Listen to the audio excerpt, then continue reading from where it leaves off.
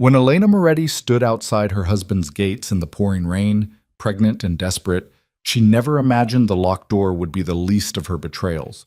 What began as a plea for reconciliation spiraled into kidnapping, conspiracy, and a brutal fight for survival that would drag a powerful crime boss to his knees.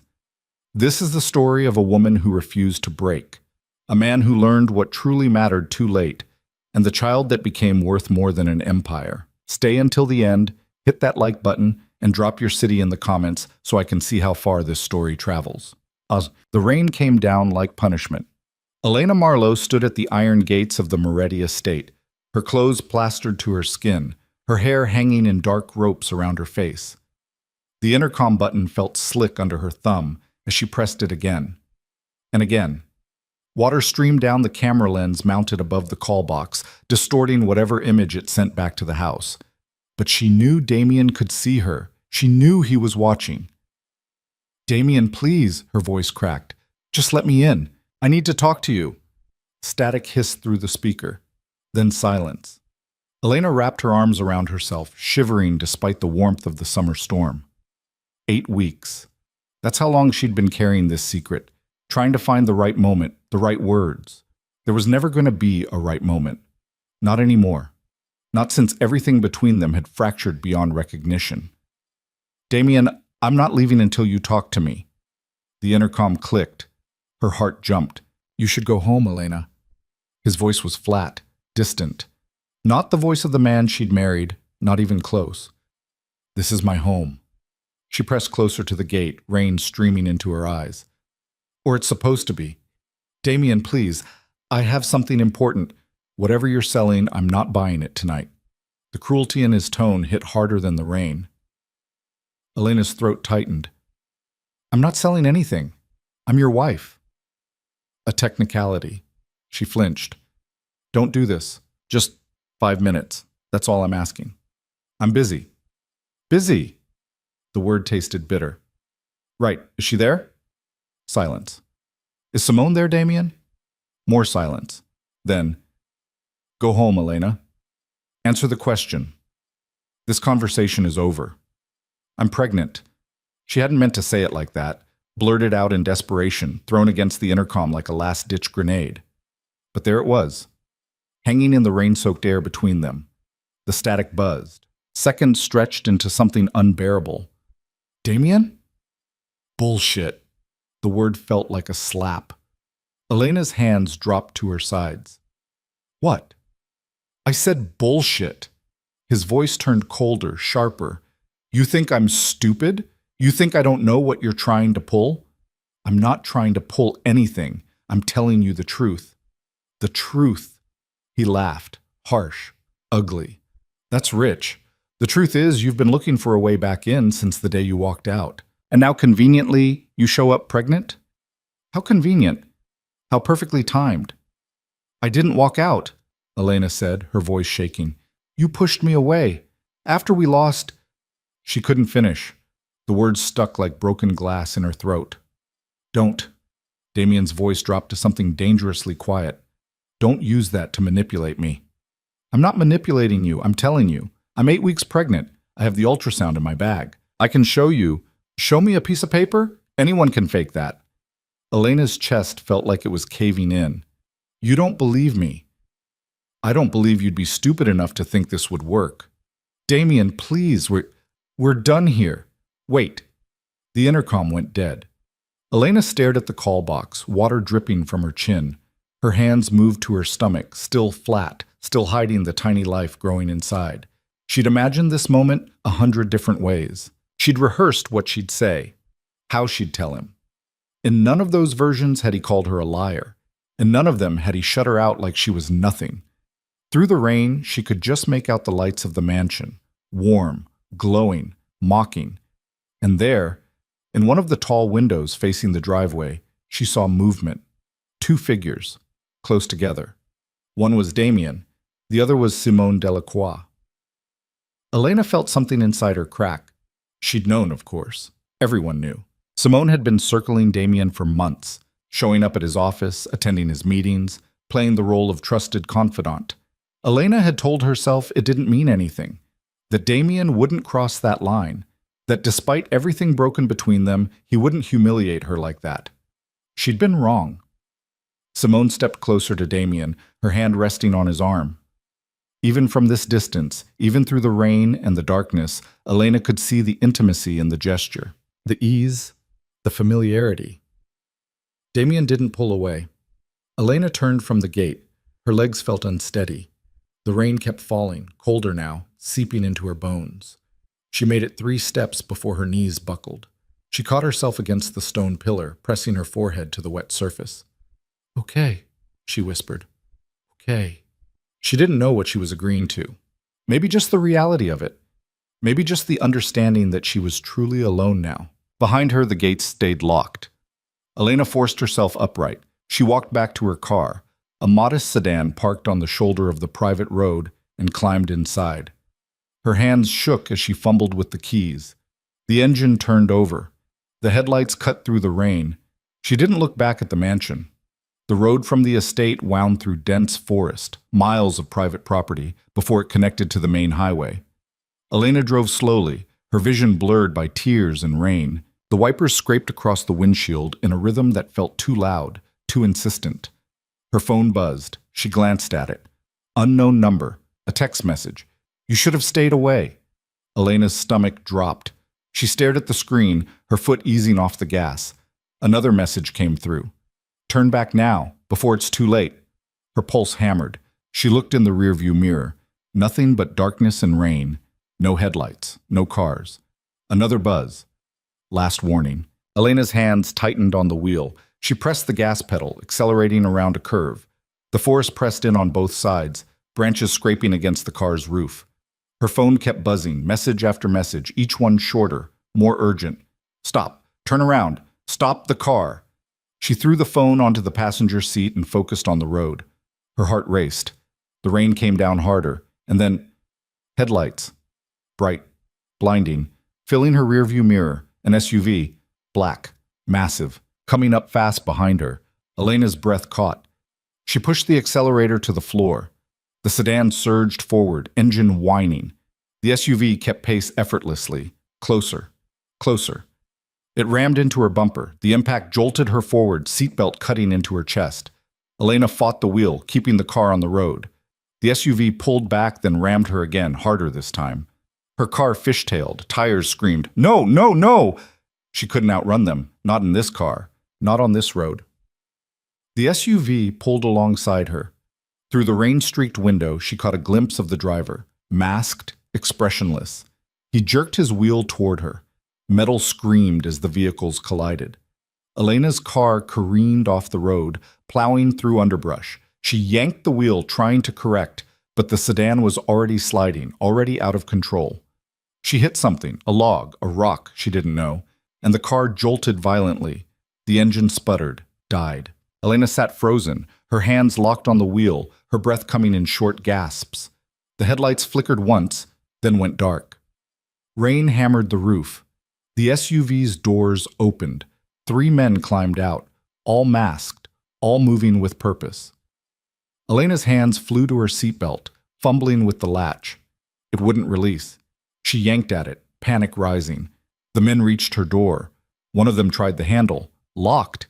He smashed the window with his elbow. Glass sprayed across her lap. Elena screamed. A hand reached through, grabbing for her. She twisted away, kicking at the reaching fingers. Another window shattered, passenger side this time. More hands. More grabbing. "Get off me!" They forced the door open. Hands seized her arms, her shoulders, dragging her out of the car. Elena fought, scratching, biting, kicking. She caught one of them in the jaw with her elbow. He grunted, but didn't let go. "Feisty," one of them muttered. Moretti said she wouldn't fight. "Moretti?" Elena's blood went cold. Which Moretti?" The man didn't answer. They dragged her away from the car into the rain. She kept fighting, screaming until one of them clamped a hand over her mouth. "Shut her up!" "I'm trying." Elena bit down hard on the hand. The man yelped and jerked back. She twisted free for half a second, stumbling in the mud, before someone grabbed her from behind. Arms locked around her chest, pinning her arms to her sides. "Enough!" The voice came from the SUV. A fourth figure stepped out, taller, broader, moving with an authority the others lacked. He pulled off his mask. Elena's heart stopped. Nico?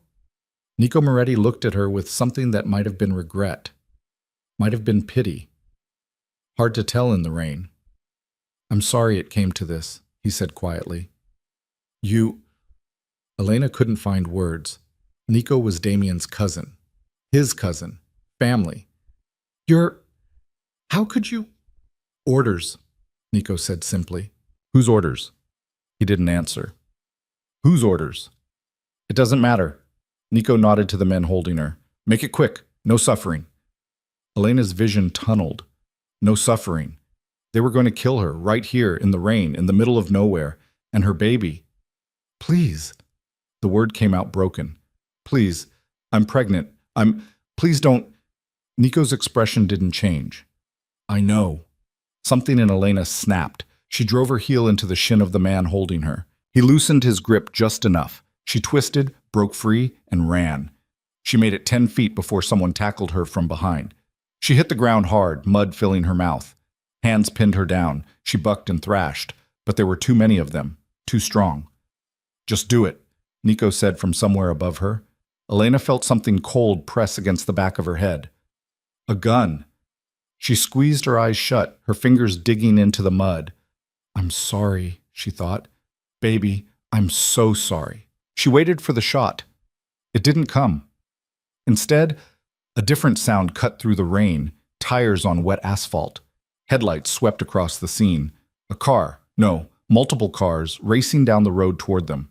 Shit, one of the men hissed. We got company. Nico swore. Fall back, now. What about her? Leave her. Move. The weight lifted off Elena's back. Boots pounded past her. Doors slammed. Engines roared. She lay in the mud, gasping, too shocked to move. The SUV tore past her, disappearing into the rain. The new vehicles, 2 sedans, skidded to a stop nearby. Doors opened. Voices shouted. Someone knelt beside her. Ma'am? Ma'am, can you hear me? Elena tried to answer. Her vision swam. The voice sounded far away, like it was coming from underwater. Get a medic. Now. Ma'am, stay with me. What's your name? Elena's lips moved, but no sound came out. Darkness crept in from the edges. The rain kept falling. And then... nothing. Damien Moretti stood in his study, a glass of bourbon in his hand, and tried not to think about the look on Elena's face when he told her to leave. He failed. The memory kept replaying, her voice through the intercom, rain-soaked and desperate, telling him she was pregnant. The lie had been so transparent, so predictable. Elena wasn't stupid, but she was desperate. And desperate people did stupid things, like showing up at his gate in a storm, like trying to guilt him with a pregnancy that probably didn't exist. Damien took a long drink. The bourbon burned going down. Good. He wanted to feel something other than the hollow ache that had taken up residence in his chest since... He didn't finish the thought. Behind him, Simone cleared her throat. Are you all right? Damien didn't turn around. Fine. You don't look fine. I said I'm fine. Simone crossed the study, her heels clicking on the hardwood. She'd been here for hours, longer than she should have been, longer than was appropriate. But Damien hadn't asked her to leave. He'd needed the distraction, needed someone who didn't make him feel like a failure every time he looked at her. Not like Elena. Simone stood beside him at the window, following his gaze out into the rain. She really showed up pregnant? So she claimed. Do you think it's true? Damien's jaw tightened. No. You sound unsure. I'm not. Damien, she walked out on me. The words came out harder than he'd intended. After we lost the baby, after everything, she walked out. And now she shows up 8 months later with some story about being pregnant again? She thinks I'm an idiot. Simone was quiet for a moment. Then, what if she's telling the truth? She's not. But what if she's not? Damien set his glass down harder than necessary. I know my wife. I know when she's lying. Do you? The thought came unbidden. Unwelcome. Damien shoved it away. His phone rang. He glanced at the screen. Marco. head of his security detail. Damien frowned and answered, "What is it?" "We have a situation." Marco's voice was tight, controlled, but Damien could hear the tension underneath. "There's been an incident on the estate road." Damien's stomach dropped. "What kind of incident?" "A car was found. Abandoned. Crashed." "Whose car?" Marco hesitated. "Your wife's." The room tilted. Damien gripped the edge of his desk. "What?" "The car's empty. No sign of Mrs. Moretti. But there's—" Marco paused. "Sir, you need to get down here." "I'm on my way." Damien was already moving before he ended the call. Simone called after him, but he didn't stop, didn't look back. He grabbed his keys and coat and was out the door in seconds, his mind racing. Abandoned. Crashed. No sign of Elena. He pushed the thought away. She probably just— What? Walked away? In the rain? That didn't make sense. Nothing about this made sense. The drive down the estate road took 3 minutes. It felt like 30. His headlights cut through the rain, illuminating the forest on either side. And then he saw it, the cluster of vehicles, the flashing lights, the men in rain gear standing around something on the side of the road. Elena's car. Damien parked and got out. Rain immediately soaked through his shirt. He didn't care. He strode toward the wreck, his heart hammering. Marco met him halfway. "Sir, where is she?" "We don't know. The car was empty when we found it. Driver's side window smashed. Signs of a struggle." "A struggle." Damien's voice came out flat. "Dangerous." "Someone took her." "It looks that way." "Who?" "We're working on it. But sir, there's something else." Marco held out an evidence bag. Inside was Elena's purse. "We found this in the car." Damien took it. His hands didn't shake. They should have. Inside the purse, he found Elena's wallet. Her phone, screen cracked, but still functional. Her keys. And a small, glossy photograph. Damien pulled it out, stared at it. An ultrasound image. Grainy, black and white. A tiny shape in the center, barely recognizable as human. And in the corner, printed in small letters, 8 weeks, 3 days. The world stopped. Damien couldn't breathe, couldn't think. He stared at the image, his mind trying to process what he was seeing, what it meant. Elena had been telling the truth. She'd been telling the truth, and he'd— "Oh God," he whispered. Marco stepped closer. "Sir?" "Find her." Damien's voice came out raw, broken. "I don't care what it takes. I don't care who you have to go through. Find my wife, so." I'm out. Elena woke to darkness and cold. Her head throbbed. Her body ached. She tried to move and realized her hands were bound behind her back. Zip ties, cutting into her wrists. Her ankles were tied too, rope, rough and tight. She was lying on a concrete floor. The air smelled of mold and rust and something else. Something chemical she couldn't place. Wherever she was, it was underground. She could feel it, the weight of earth above her, the dampness in the air. Elena forced herself to take slow, steady breaths. Panic wouldn't help. Panic would only make things worse. Think. Focus. She tested the zip ties. No give. She tried to sit up and managed it, though the movement sent pain shooting through her ribs. She must have hit something during the crash, or during the struggle. Hard to remember. She blinked, trying to adjust to the darkness. Gradually, shapes emerged. A small room, maybe 8 feet by 10.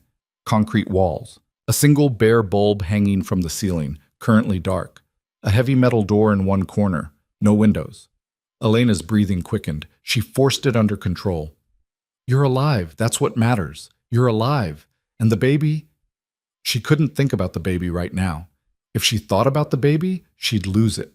She scooted across the floor until her back hit the wall. The concrete was cold through her wet clothes. She was still wearing what she'd had on at the gate. Jeans, a thin sweater, now torn and muddy. Her shoes were gone. Taken, probably, to make it harder for her to run, if she got the chance to run. Who did this? Nico's face flashed through her mind. Nico, Damien's cousin, his blood, family, standing in the rain and giving orders to kill her. Orders, he'd said.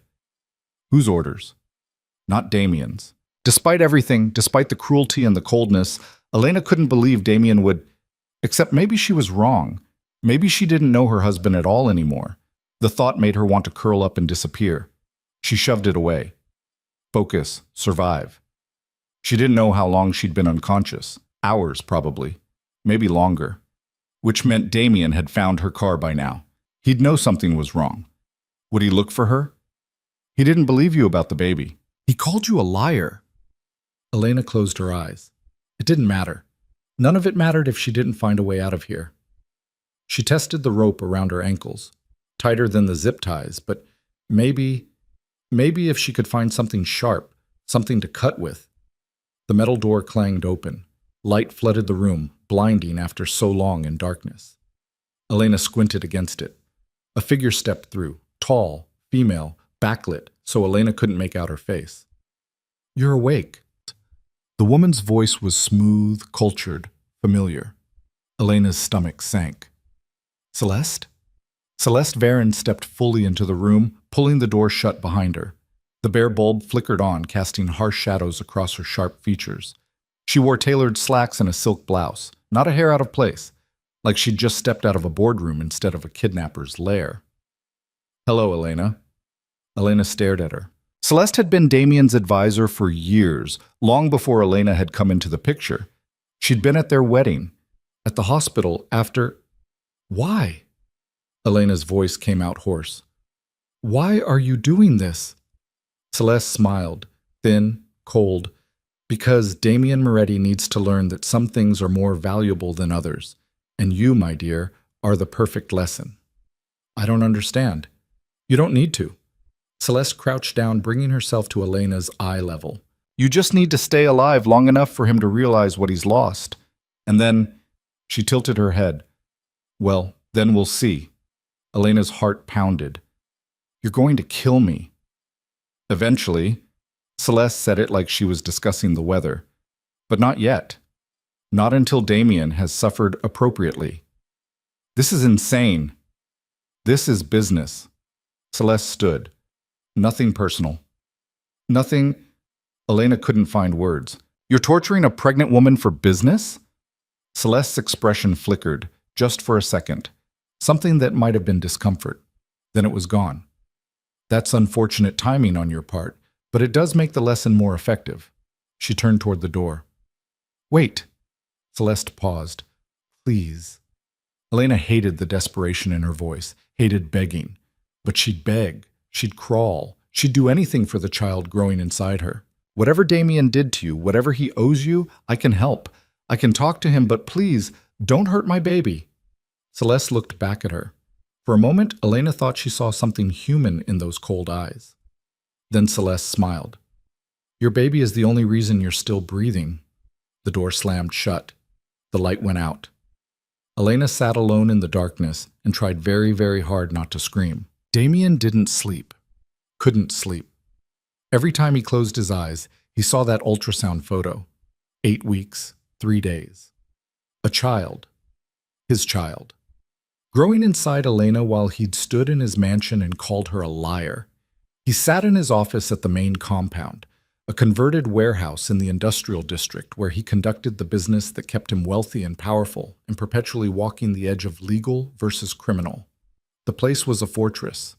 Bulletproof glass. Armed guards. Security systems that cost more than most people's houses. None of it made him feel safe. Marco stood across the desk, dark circles under his eyes. He'd been up all night coordinating the search. "We've got teams combing every inch of the estate road, tracking dogs, drone surveillance, nothing yet. Expand the search radius." "Already done. We're covering a 10-mile zone in every direction." "Make it 20. Sir, make it 50 if you have to." Damien's voice came out rough. He'd been shouting orders for hours, calling in every favor owed to him, mobilizing resources that most people didn't know he had. "I want every camera feed from every business between here and the city.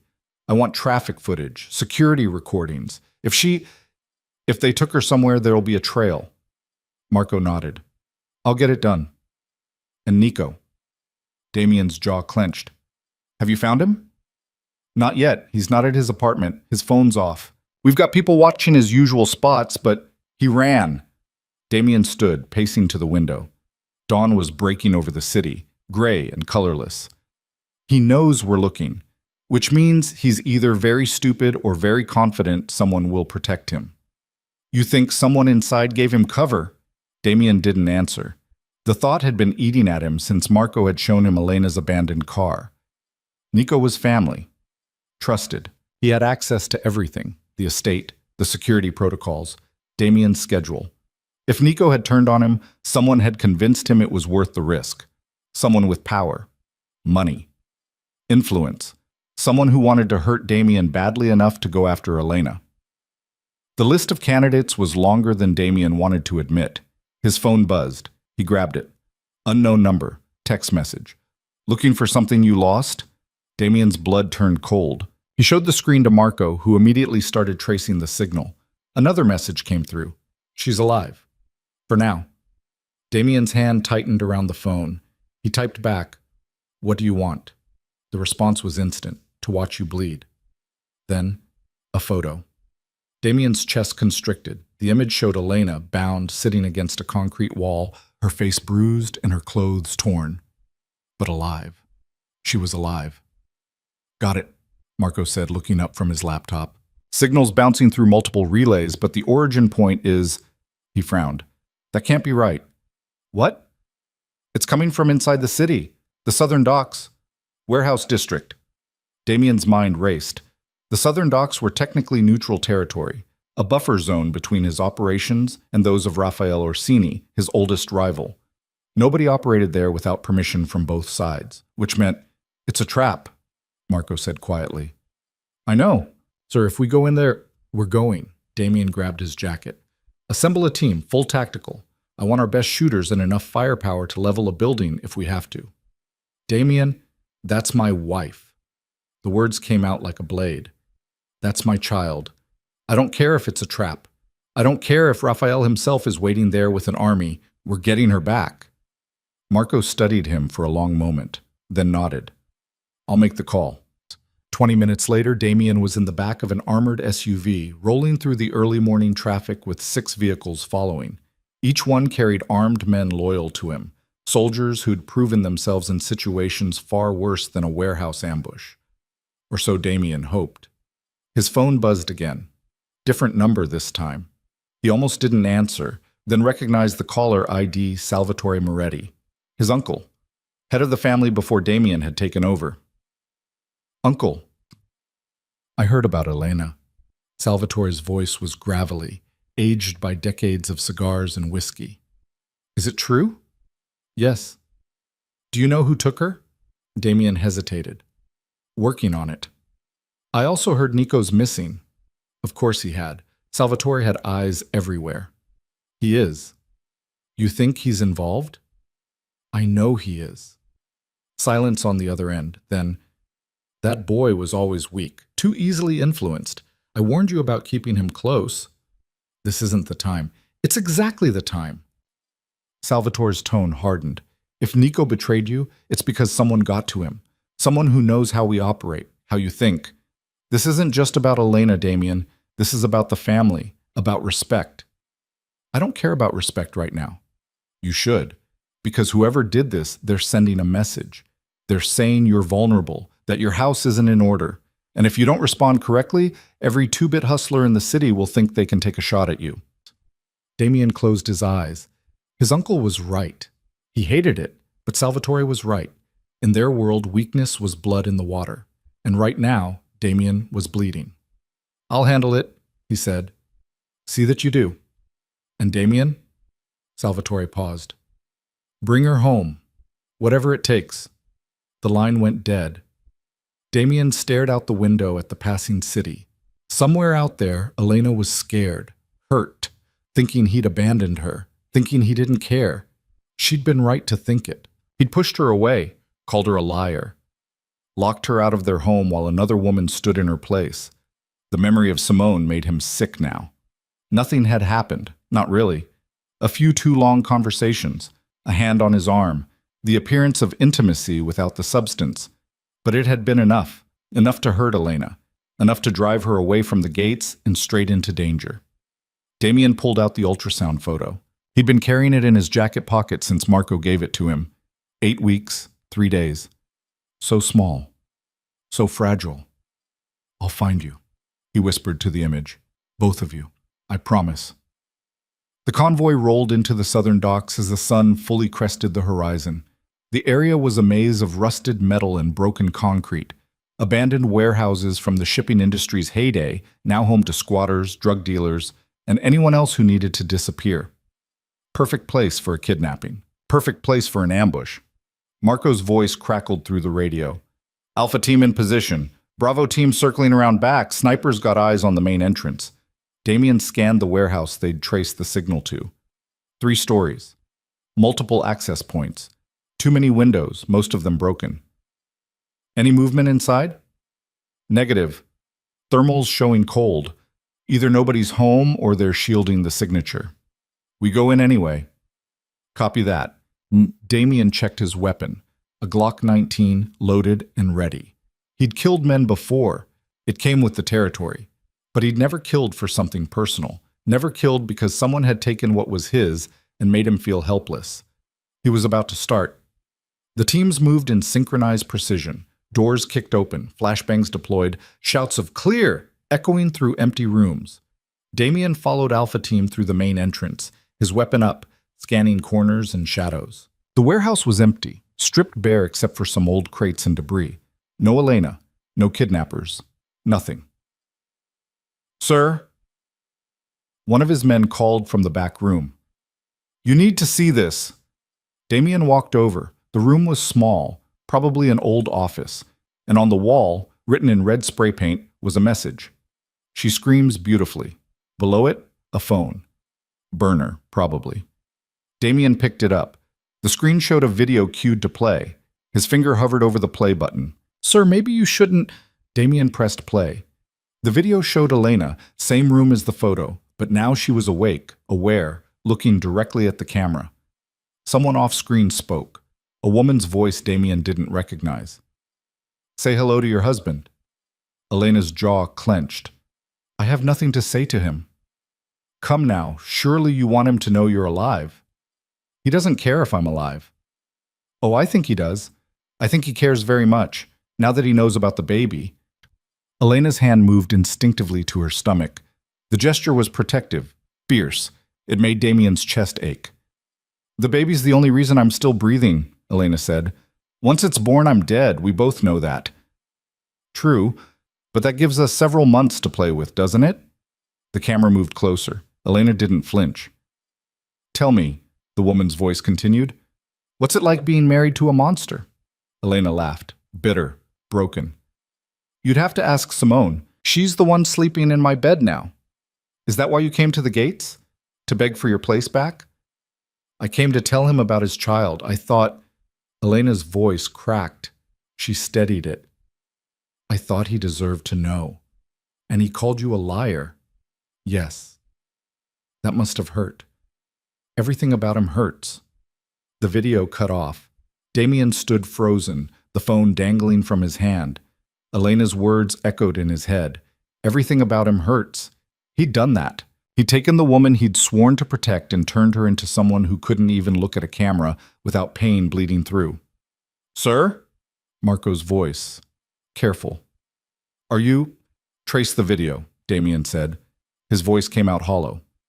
Find out when it was recorded. Where? I want to know who that woman is. On it. Damien walked out of the warehouse into the harsh morning light. His hands were shaking. He couldn't remember the last time his hands had shaken. His phone rang. Salvatore again. Did you find her? No, it was a dead end. Then you need to start thinking smarter. Who has the resources to pull this off? Who has the motivation? Damien's mind worked through the list. Raphael Orsini has both. Raphael's been quiet lately, too quiet. And he's been making moves in the Eastern territories, testing boundaries. This could be his way of distracting you while he consolidates power. Or it could be someone else using his territory as cover. Either way, you need leverage. You need to make whoever did this understand that taking your wife was a mistake that will cost them everything. I'm open to suggestions. Salvatore was quiet for a moment. Then, there's a meeting tonight. Neutral ground. All the major players will be there. Raphael, the Vitale brothers, Konstantin Volkov. I can get you in. Why would they meet? Territory disputes, revenue sharing, the usual politics. But if someone there is behind Elena's disappearance, they'll show their hand. People get cocky when they think they're winning. Damien considered it. Walking into a room full of rivals while he was vulnerable was suicide. But sitting around waiting for another cryptic message while Elena suffered was worse. Set it up, he said. Done. And Damien? Don't go in soft. These men respect strength. Show them you're still dangerous or they'll tear you apart. The line went dead. Damien stood in the middle of the abandoned dock, surrounded by his men, staring at the warehouse that had held nothing but a message and a video designed to break him. It was working. Back in the darkness, Elena counted hours by the rhythm of footsteps above her. Someone walked the floor overhead every 30 minutes, regular as clockwork. Probably a guard. Probably armed. She'd given up testing her bonds. The zip ties weren't breaking, and the rope around her ankles was professionally tied. Whoever had taken her knew what they were doing. The video recording haunted her. She'd seen the camera, understood immediately what they wanted. They'd tried to make her beg, tried to make her cry for Damien to save her. She'd refused. Not out of pride. Out of anger. Because even now, even terrified and bound and pregnant in a concrete cell, part of her was still furious at Damien for not believing her, for choosing Simone over her, for making her feel invisible. Everything about him hurts. She'd meant it when she said it, meant every word. But she also knew, in that deep, irrational place where love lived despite everything, that Damien would come for her. Not because he loved her, maybe not even because he cared, but because she was his wife, and taking her was an insult to his power. His pride wouldn't allow it. The door opened. Elena didn't look up. Still sulking? Celeste's voice. She'd been back twice since that first visit, each time bringing water and stale bread, keeping Elena alive. Barely. What do you want? To talk. I'm not interested. Celeste sighed and sat down on one of the old crates. She looked tired. Good. Elena hoped she was miserable. You really love him, don't you? Celeste said. After everything he's done, everything he is, you still love Damien Moretti. Elena said nothing. It's fascinating. The way women convince themselves that monsters are redeemable, that love can fix what's broken. Celeste leaned forward. Want to know a secret? It can't. Men like Damien don't change. They just get better at hiding what they are. Is that what you told yourself? Elena finally looked at her. When you decided to betray him? Celeste's expression flickered. I'm not betraying him. I'm teaching him. By kidnapping his pregnant wife. By showing him that power without wisdom is just violence, that respect without fear is meaningless. Damien has been coasting on his father's legacy for too long. He needs to understand what's at stake. Elena laughed, dry, humorless. You're insane. I'm pragmatic. Celeste stood. Damien will thank me eventually. When this is over, when he's rebuilt himself into something stronger, he'll understand. He'll kill you. Perhaps. But I'll have made my point. Celeste walked to the door, then paused. For what it's worth, I hope the baby survives this. Children shouldn't pay for their parents' mistakes. The door closed. Elena sat alone with those words echoing in her head. Children shouldn't pay for their parents' mistakes. She thought about the first baby, the one they'd lost 6 months into the pregnancy. She'd felt it stop moving one afternoon. Just stopped, like a light switching off. By the time they got to the hospital, it was too late. Damien had been there. He'd held her hand through the delivery of their stillborn daughter. He'd cried, actually cried, this man who never showed weakness. And for 3 days afterward, he'd been present, human, the man she'd fallen in love with.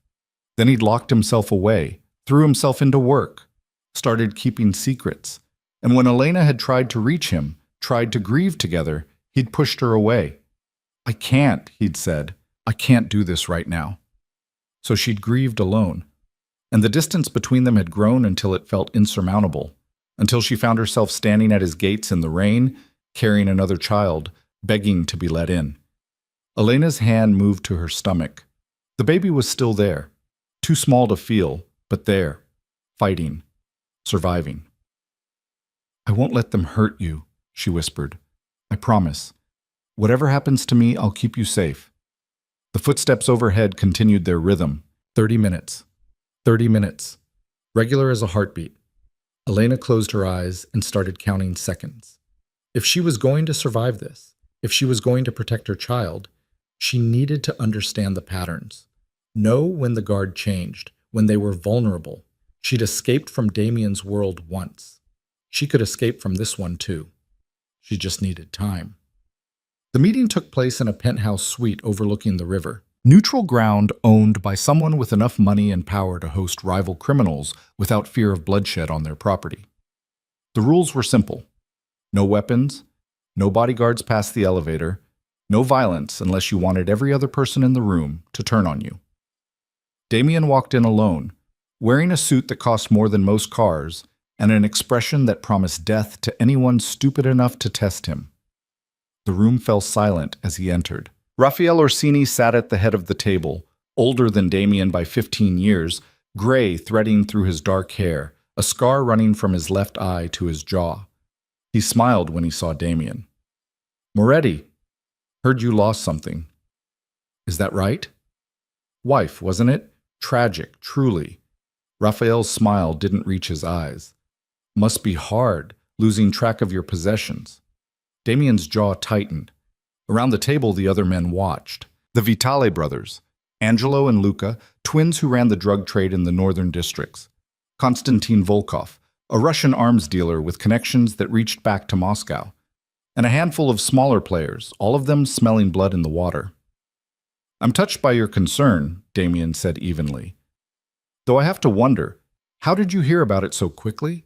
News travels fast in our circles, especially when someone wants it to travel. Raphael's smile faded. "You accusing me of something, Moretti?" "Should I be?" The tension in the room ratcheted up. Angelo Vitale cleared his throat. "Gentlemen, we're here to discuss territory disputes, not personal matters." "My wife is missing," Damien said, his voice cold. "My cousin has disappeared, and someone used the southern docks, neutral territory, to stage the kidnapping. That sounds like a group discussion to me." "The southern docks are open to anyone," Konstantin said in his heavy accent. "No permission needed. For smuggling, sure, but for taking out a rival's family member? That requires balls, or protection." "You think someone at this table is protecting your wife's kidnappers?" Raphael leaned back in his chair. "Bold claim." "I think someone at this table orchestrated the whole thing." Damien let the words hang. "And I think they're about to regret it." "Threatening us?" Luca Vitale stood, his hand moving toward his waistband before he remembered the no-weapons rule. "You walk in here and throw accusations without proof?" "I have proof." Damien pulled out his phone and brought up the video. He set it on the table and pressed play. The room fell silent as Elena's voice filled the space. Everything about him hurts. When the video ended, Damien looked around the table. Most of the men looked uncomfortable. A few looked angry. But Raphael looked satisfied. "Moving," he said. "Truly, but I'm not sure what this proves. It proves someone wants me to suffer, someone with resources, connections, someone who knows how to hurt me. That's half the people in this city. But only one of them is stupid enough to brag about it at a neutral meeting." Damien's eyes locked on Raphael. "You've been pushing into my territories for months, testing my defenses, waiting for an opening, and now conveniently my wife disappears and I'm distracted. Quite the coincidence." Raphael stood slowly. "You're grieving. I understand. But you don't want to make this accusation stick unless you can back it up." "Oh, I can back it up." "Then by all means." Raphael spread his hands. "Prove it." Damien pulled out a second phone, the burner from the warehouse. This was left at the dead drop this morning. The video was on it. And when my people traced the device's history, we found something interesting. It was purchased 3 weeks ago, paid for with cash. But the purchase was made at a store in the northern district. Your district, Raphael. So? So the store has cameras, and those cameras show the person who bought it. Damien smiled, cold and sharp. "Want to guess who it was?" Raphael's expression didn't change, but Damien saw the flicker in his eyes. The calculation.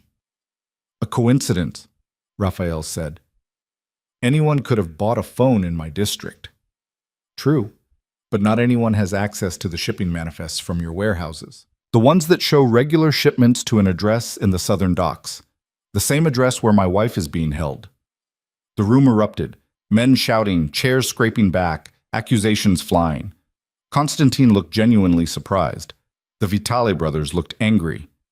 And Raphael? Raphael lunged across the table. Damien was ready. He sidestepped, grabbed Raphael's arm, and twisted. There was a crack, bone breaking. Raphael screamed. Damien drove him face first into the table. Where is she? Damien's voice was quiet, deadly. I don't know what you're... Damien twisted harder. Another crack. Raphael's scream cut off into a whimper. Where is my wife? You're making a mistake. Last chance. Celeste, Raphael gasped. Celeste Varon. She came to me. Said she had a plan. I just provided the location, that's all. I swear. Damien went still. Celeste. She said you needed to be taught a lesson, that you'd gone soft. She convinced me it would weaken you enough for me to move in. Celeste Varon, his advisor, his trusted counsel for 5 years.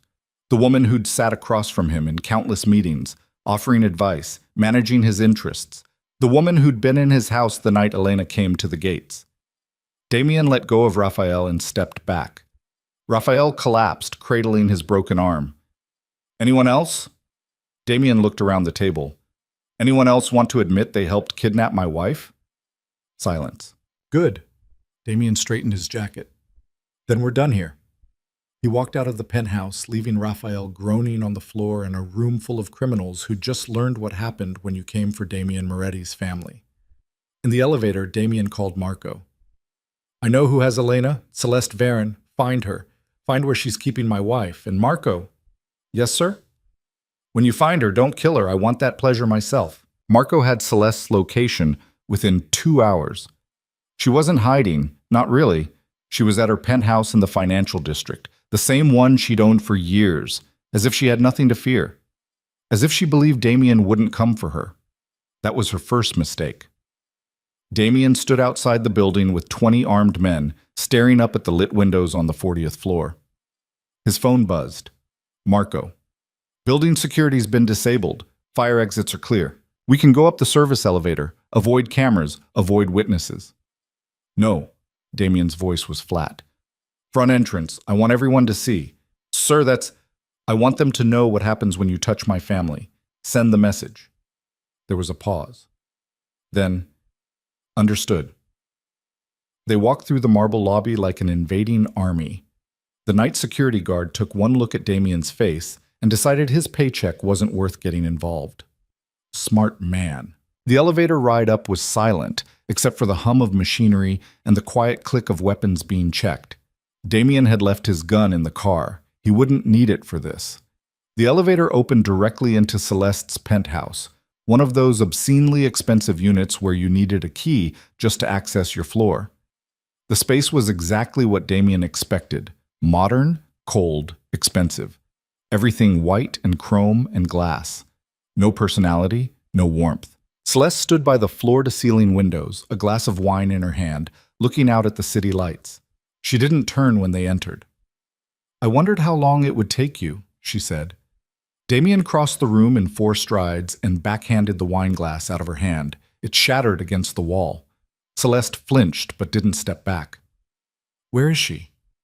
Direct as always. Celeste finally looked at him. Her face was calm.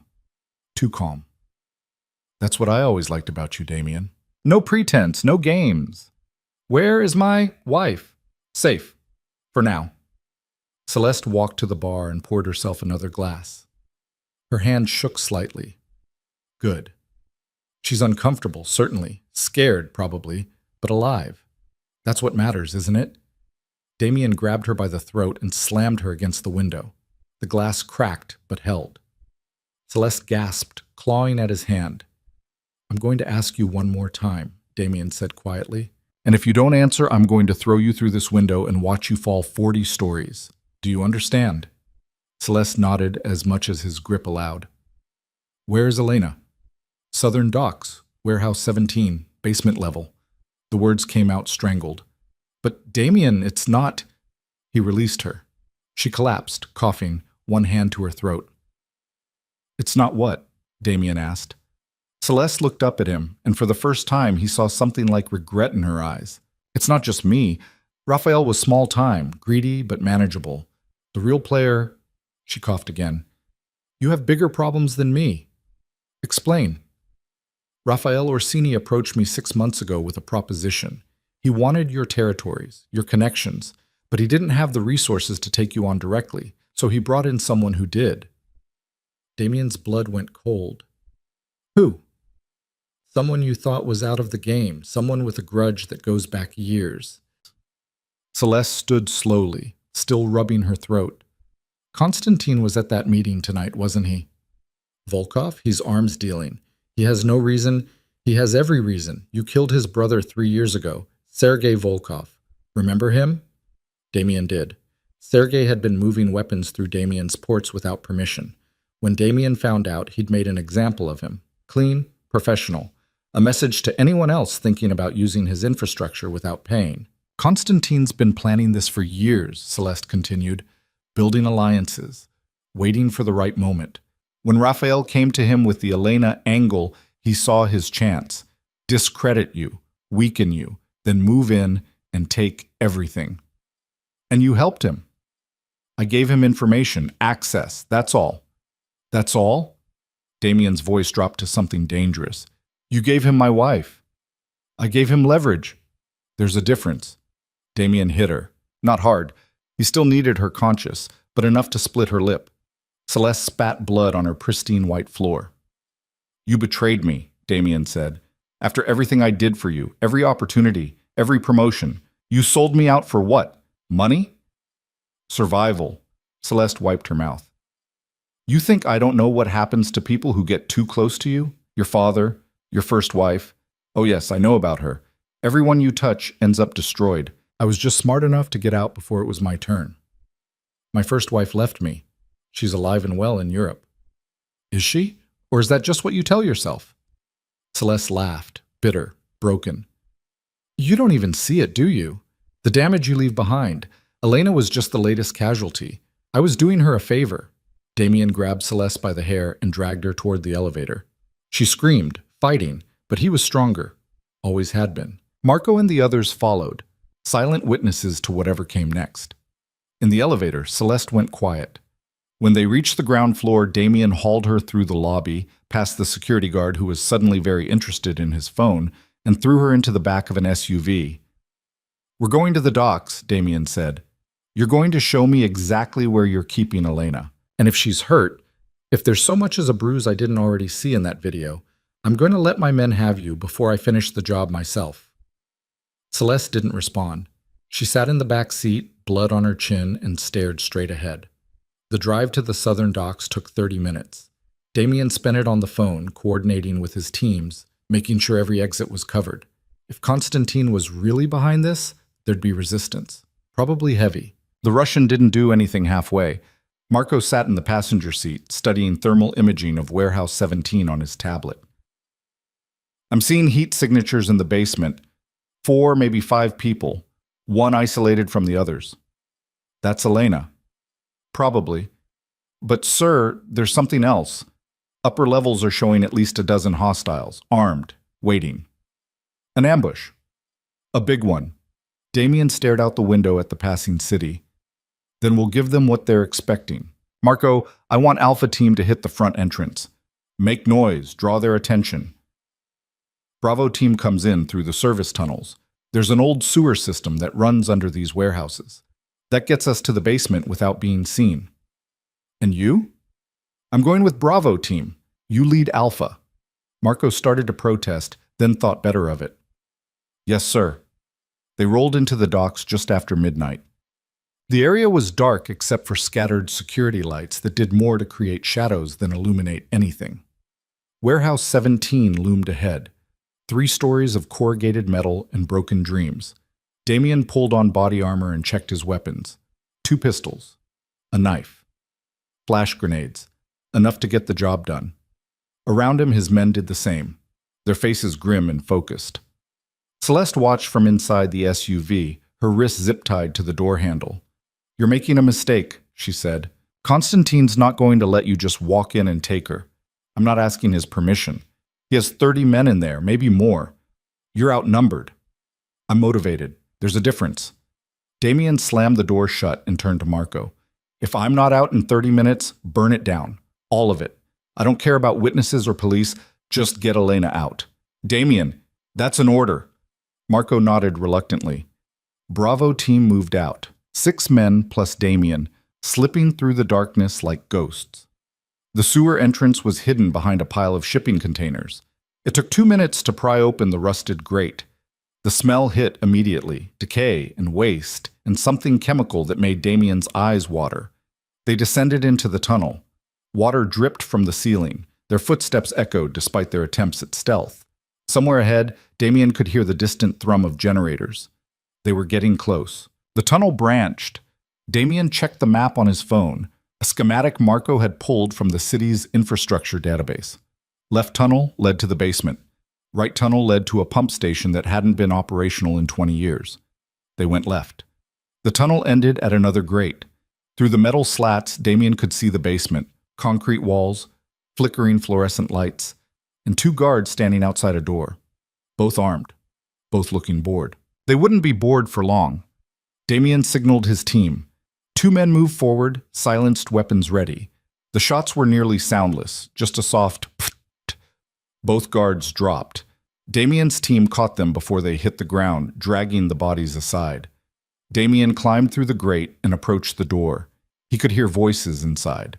A woman, not Elena, someone else, and a man responding in Russian. Damien tested the door handle, locked. He looked at his demo expert, a wiry guy named Torres who could crack anything. Torres pulled out his tools and went to work. 30 seconds later, the lock clicked. Damien pushed the door open. The room beyond was larger than he expected, maybe 20 feet by 30. Elena sat against the far wall, her hands bound, her face bruised, but alive.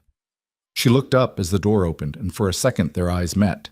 Damien saw everything in that moment, the fear, the anger, the bone-deep exhaustion, and underneath it all, something he didn't deserve, hope. "Elena." Movement to his left. Damien turned just as someone lunged at him. He caught a glimpse of Nico's face, contorted with desperation and guilt, before his cousin's knife drove toward his ribs. Damien twisted. The blade caught his side instead of his heart. Pain flared white-hot. He grabbed Nico's wrist and snapped it. Nico screamed. Damien drove his elbow into his cousin's face, and Nico went down hard, touching a woman's voice. Damien looked up to see a figure emerge from the shadows. Mid-40s, professional, holding a gun pointed directly at Elena's head. The mighty Damien Moretti, bleeding for his wife. How romantic. "Who the hell are you?" "Irina Volkova, Konstantin's sister." She smiled. "Surprised? You should be. You killed my husband, after all. Sergei and I were very close." Damien's mind raced. Sergei Volkov had been married? He'd never mentioned a wife, never shown any indication. "He kept me secret," Irina said, reading his expression. "Safer that way. Less leverage for his enemies. But I was there. I watched you put a bullet in his head, watched you walk away like it meant nothing. It was business. It was murder. He was stealing from me. He was my husband." Irina's composure cracked. The gun shook in her hand. "And you took him from me. So now I'm taking something from you." She shifted the gun toward Elena. Damien moved without thinking. He crossed the room in 2 strides, putting himself between Irina and Elena, the gun pressed against his chest. "Shoot me," he said. "You want revenge? Take it, but let her go." "Why would I do that? Killing you is easy. Making you suffer is much more satisfying. She has nothing to do with this. She has everything to do with this. She's your weakness, your vulnerability, the thing you'd die for." Irina's finger tightened on the trigger. "So let's find out." How much are you willing to bleed? The gunshot was deafening in the confined space. Damien felt the impact, hot and sharp and catastrophic. He stumbled, catching himself against the wall. Blood spread across his shirt. He couldn't tell how bad it was. Couldn't feel anything except a distant, spreading numbness. Behind him, Elena screamed. Irina raised the gun again, aiming at Elena now. Your turn, Mrs. Moretti. Damien lunged. He crashed into Irina, driving her backward. They hit the ground together, the gun skittering away. Irina fought like a demon, all nails and teeth and fury. She caught Damien's gunshot wound and dug her fingers in. The pain was blinding. Damien headbutted her. Her nose crunched. Blood sprayed. He rolled off her and scrambled for the gun. Irina got there first.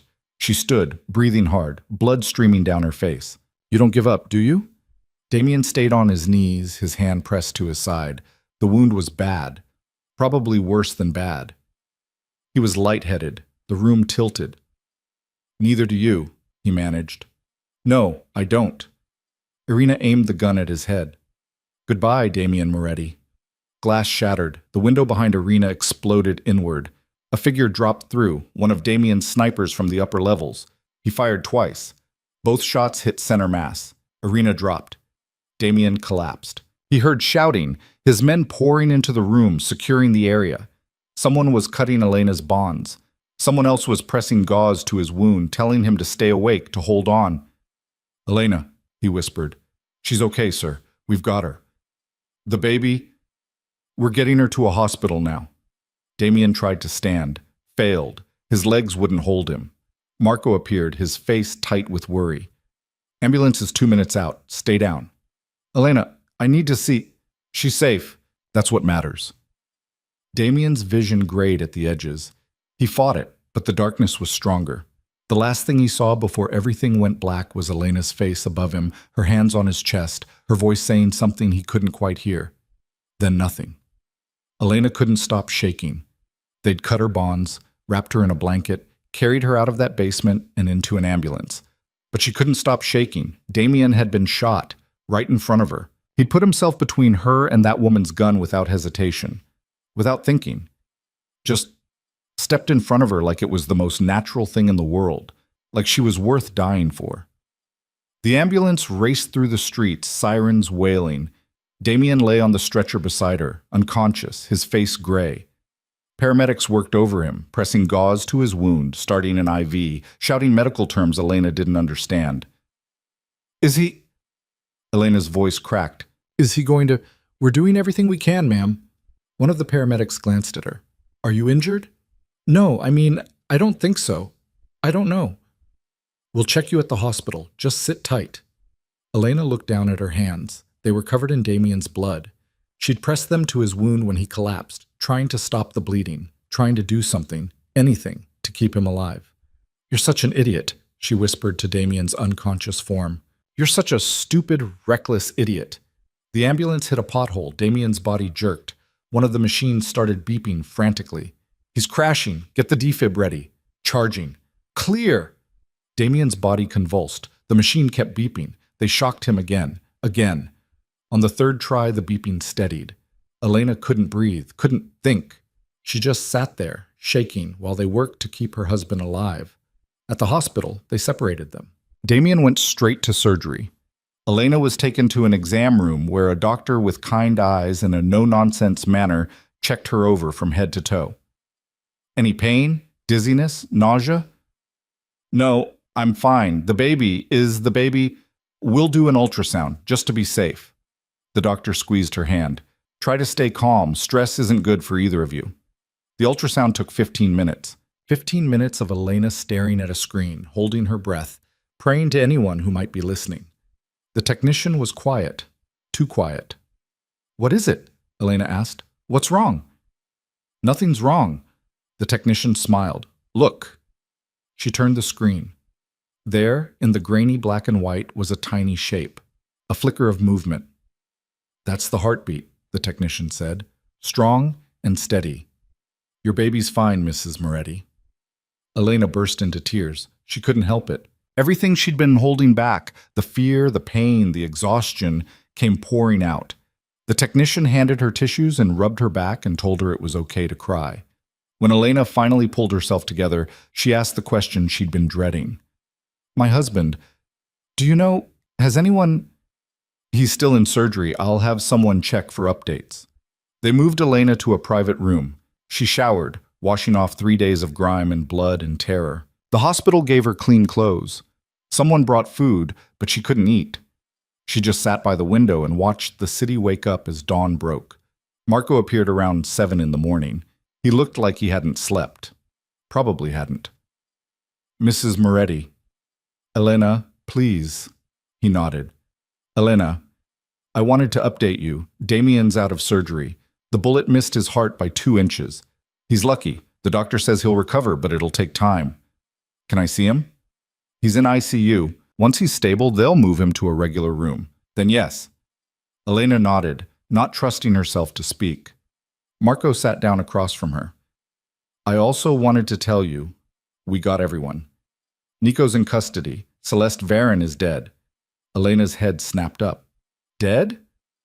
She tried to run while we were extracting you and Damien. Constantine's men killed her. Loose end, probably. And Constantine? Also dead. He was in the warehouse, didn't make it out. Marco's expression was hard. Irina Volkova was the last piece. With her gone, the threat's over. Just like that? Just like that. Elena stared out the window.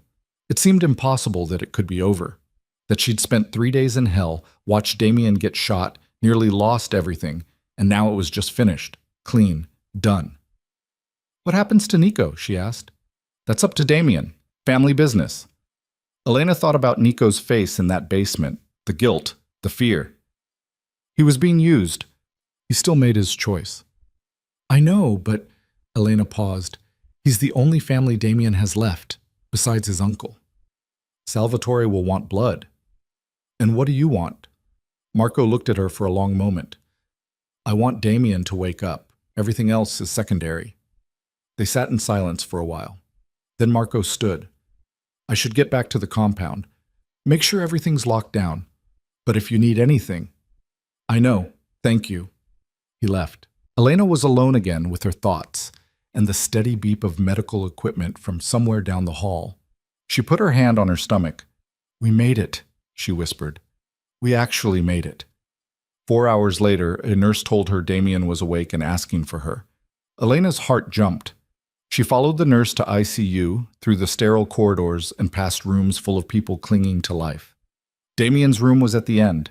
Elena paused outside, suddenly terrified. What would she say to him?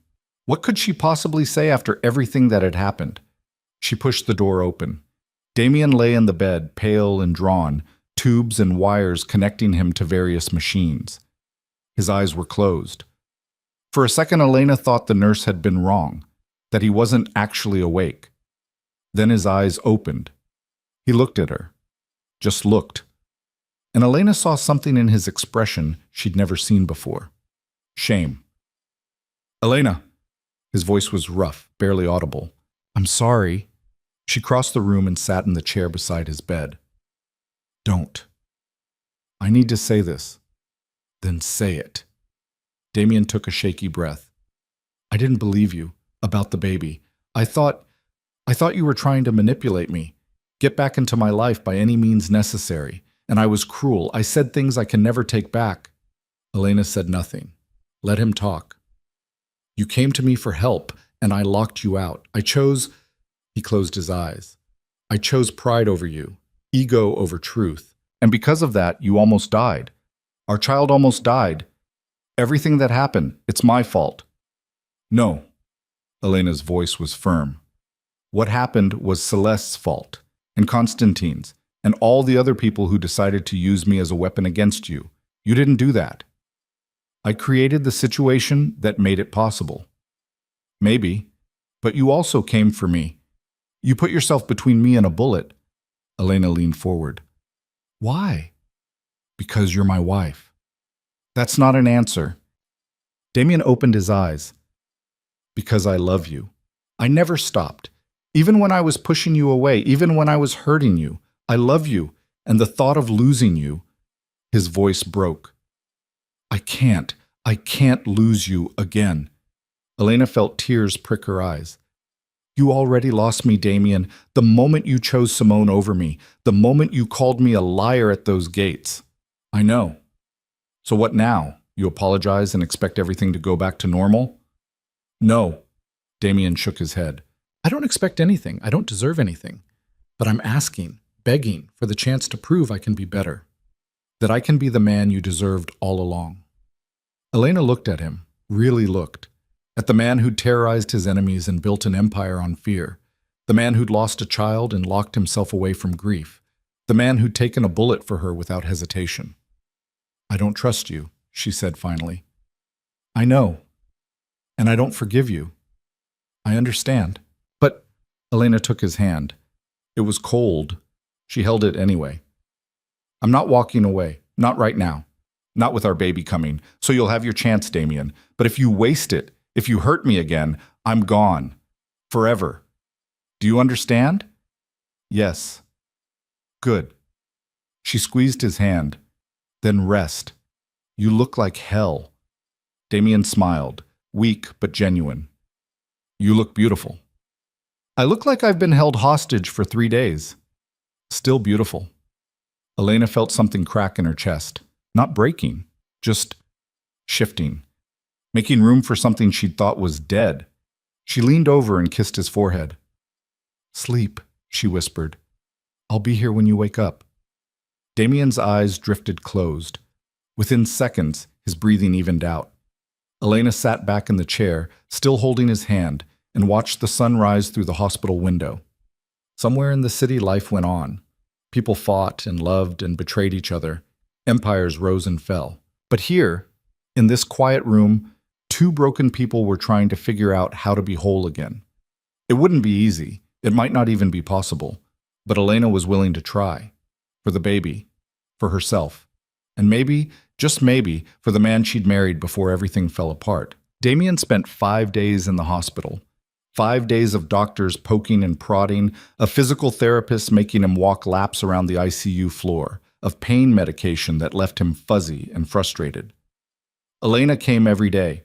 She'd arrive in the morning with coffee she wouldn't let him drink and books she'd read aloud when he got restless.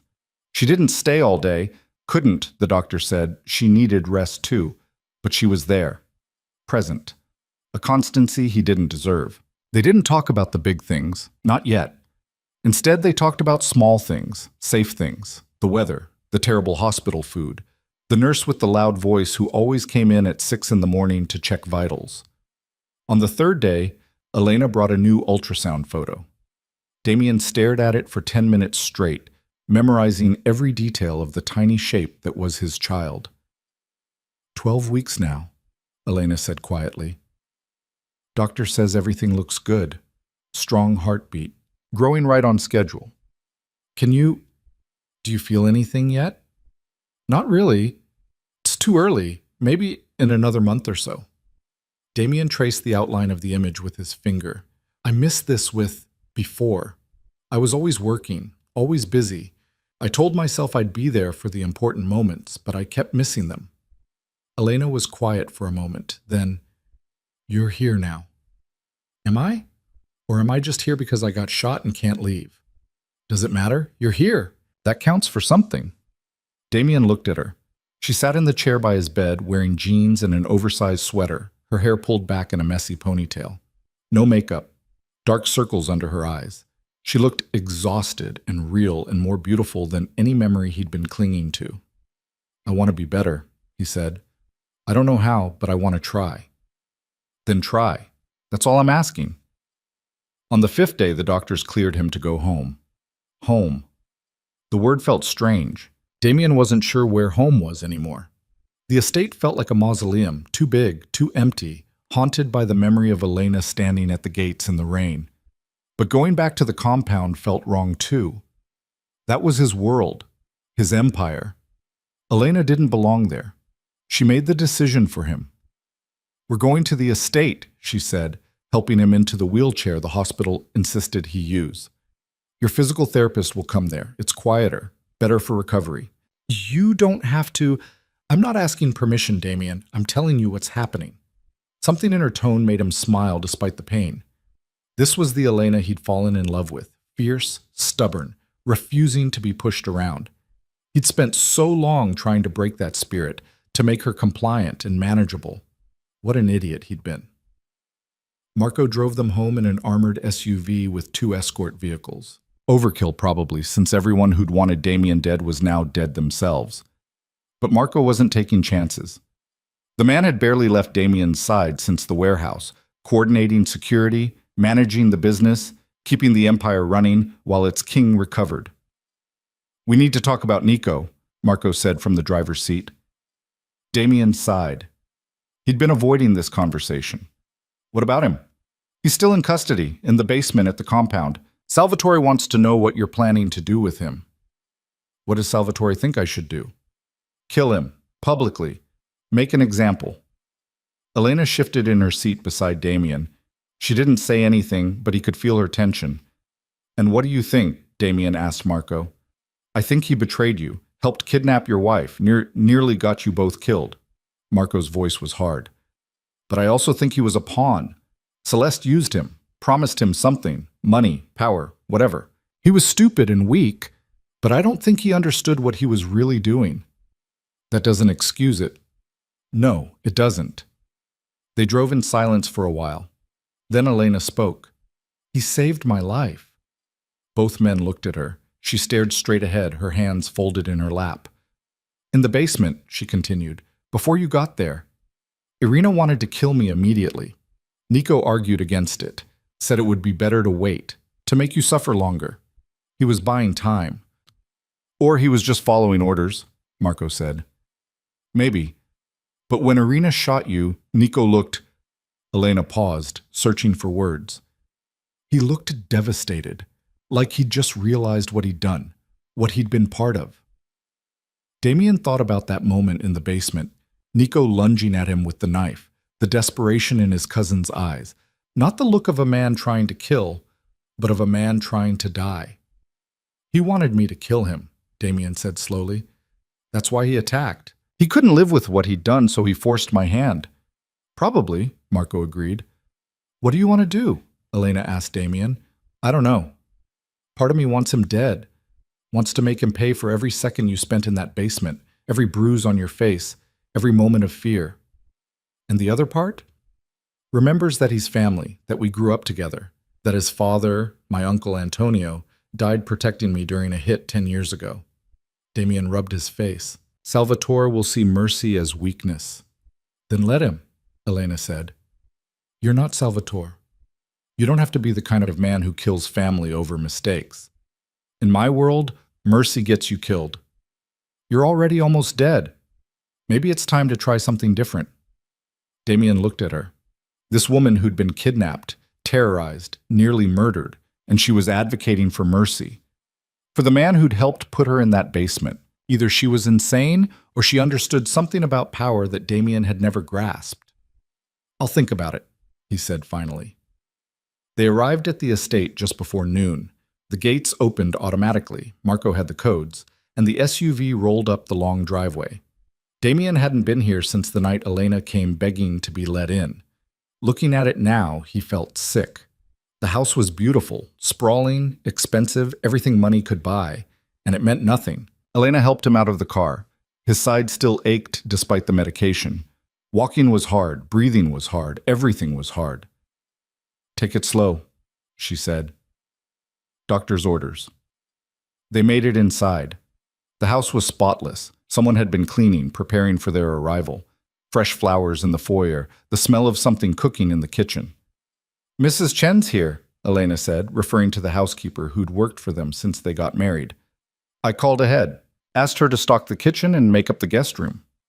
"Guest room?" "For me." Elena met his eyes.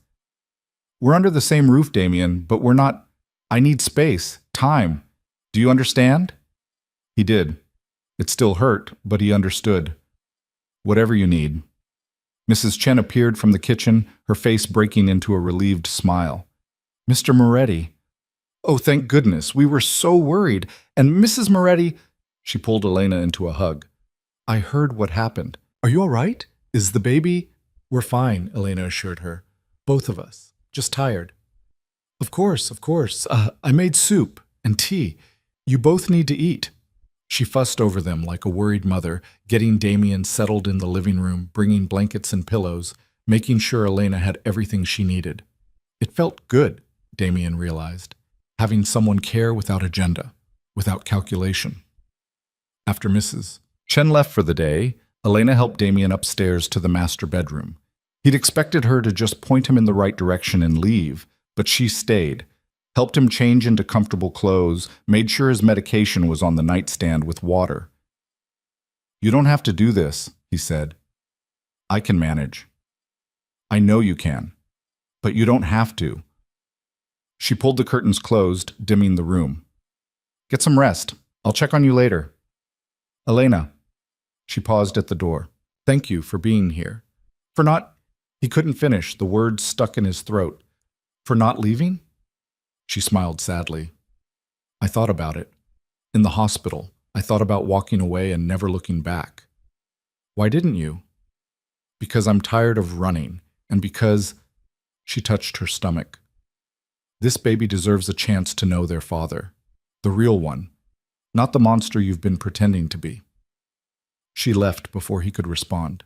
Damien lay in bed, staring at the ceiling, wondering if he even knew who the real Damien Moretti was anymore. The days blurred together. Damien healed slowly. His physical therapist came every morning, a no-nonsense woman named Rita who pushed him harder than he thought possible and refused to accept excuses. Elena was always there during the sessions, watching, encouraging, occasionally telling Rita to ease up when Damien's face went too pale. In the afternoons, they'd sit in the sunroom and read. Or rather, Elena would read and Damien would pretend to while actually watching her.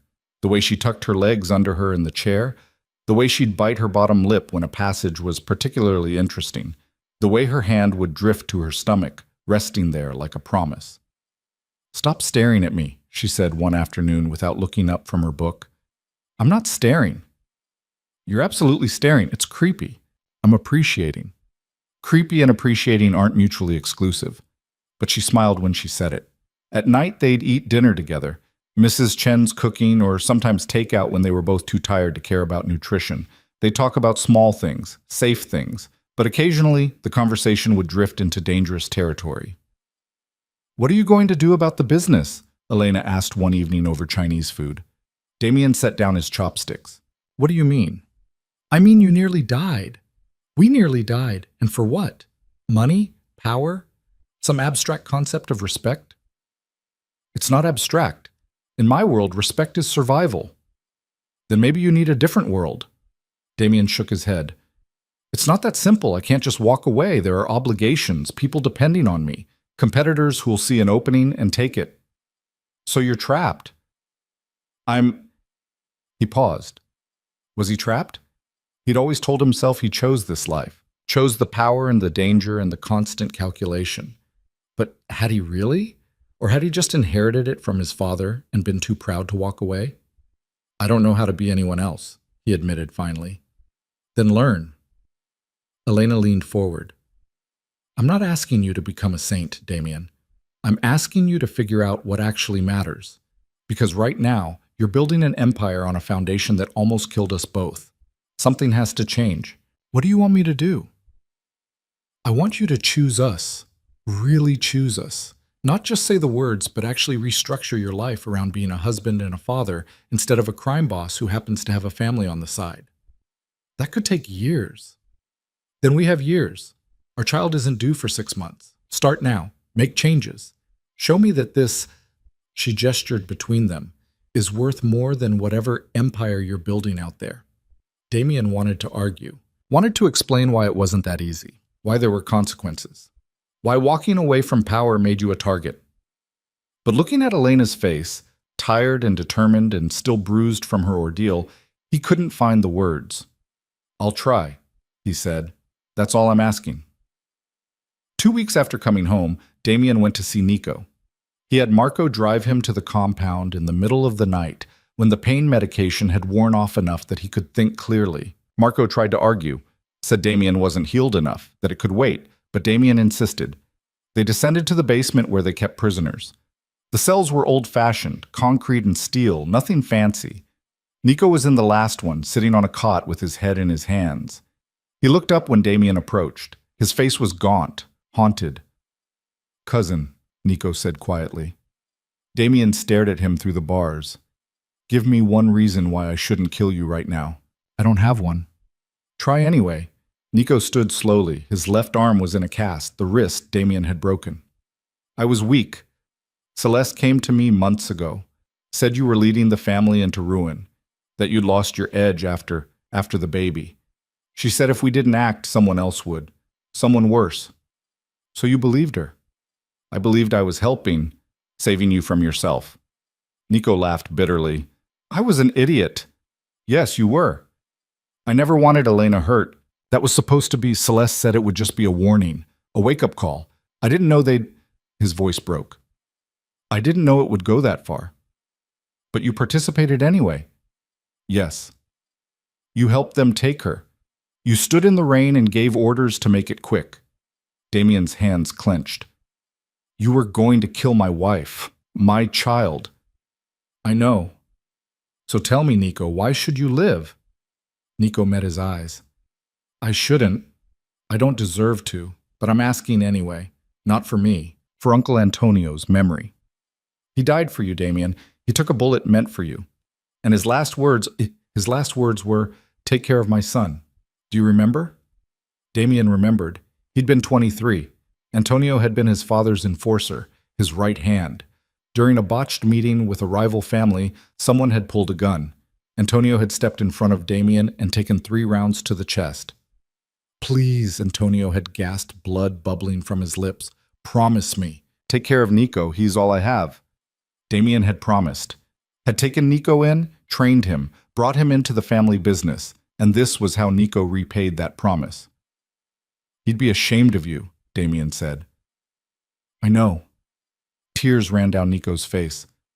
"I know he would. I'm ashamed of me. But I'm still asking, not for mercy, just exile. Let me leave the city, change my name, disappear. You'll never see me again. I swear it." Damien wanted to say no, wanted to order Marco to put a bullet in Nico's head and dump his body in the river. It would be easy, clean, the kind of solution everyone expected. But Elena's words echoed in his head. "You don't have to be the kind of man who kills family over mistakes." "You have 48 hours, Damien said finally. "Get out of the city, change your name, start over somewhere far away. And if I ever see you again, if you ever contact anyone in this family, I'll finish what I should have done in that basement. Understand?" Nico's eyes widened. You're letting me go? I'm keeping a promise to your father. Don't make me regret it." "I won't, I swear. Thank you, thank you." "Get him out of here," Damien told Marco. "Give him money for travel. Nothing more. And make sure he understands what happens if he breaks his word." Marco nodded. They left Nico standing in his cell, stunned and grateful, and probably not quite believing his luck. In the car, Marco said, "Salvatore's not going to like this. Salvatore can handle his feelings. He'll see it as weakness. Then let him. I'm done living up to everyone else's expectations." Marco was quiet for a moment. Then, "For what it's worth, I think you made the right call." "Yeah?" "Antonio was a good man, and his son, despite everything, got a second chance. Maybe he'll use it better this time." "Maybe." Damien leaned his head back. "Or maybe I just sentenced myself to always wondering if he'll come back to finish the job. Either way, you kept your word. That counts." They drove back to the estate in silence. When Damien got home, Elena was still awake, sitting in the living room with a cup of tea. "How'd it go?" she asked. "I let him live. Exiled him from the city." Elena nodded slowly. "How do you feel about that?" "Conflicted? Unsure? Like I just made a massive mistake? Or like you just chose to be better than the situation required?" Damien sat down beside her, not too close, respecting the space she still needed. "I did it for you. You were right. About not being the kind of man who kills family." "No." Elena set down her tea. "You didn't do it for me. You did it for yourself.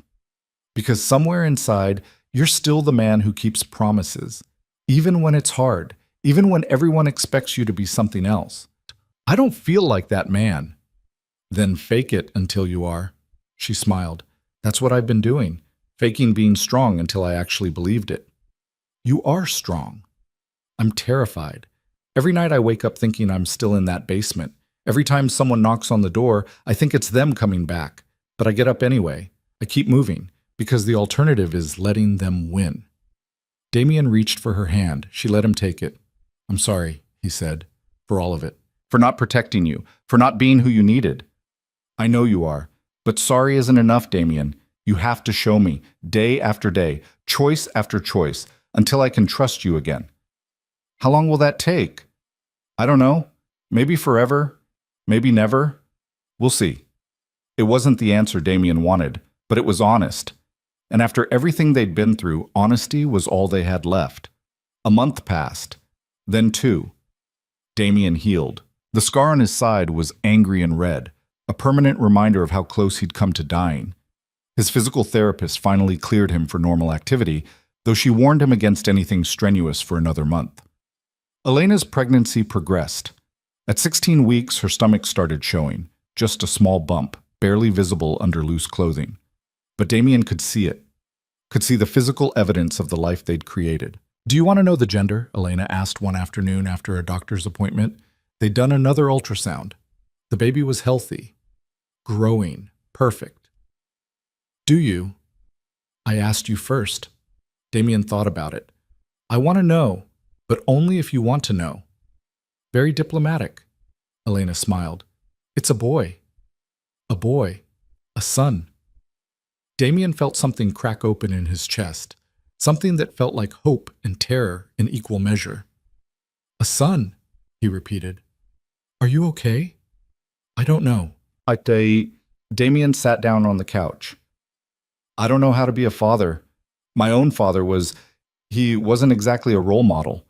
And everything I've done, everything I've built, it's all violence and power plays and moral compromises. What do I teach him? How do I raise a boy in this world? Elena sat beside him. You teach him to be better than you were. You show him that power isn't the same as strength, that mercy isn't weakness, that sometimes the hardest choice is also the right one. What if I fail? What if I turn him into another version of me? Then I'll be there to balance you out. She took his hand and placed it on her stomach. We do this together, Damien.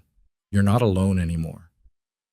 Under his palm, Damien felt the smallest flutter of movement, so faint he almost missed it. His son, moving, alive. Did you feel that? Elena asked. Yes. That's the first time he's moved enough for anyone else to feel. The doctor said it might start happening soon. Damien kept his hand there, waiting for another flutter. It came a minute later, stronger this time, a tiny kick against his palm. He's strong, Damien said quietly. Like his father. I hope not. I hope he's like his mother, brave, fierce, unwilling to break. Then we'll make sure he's both.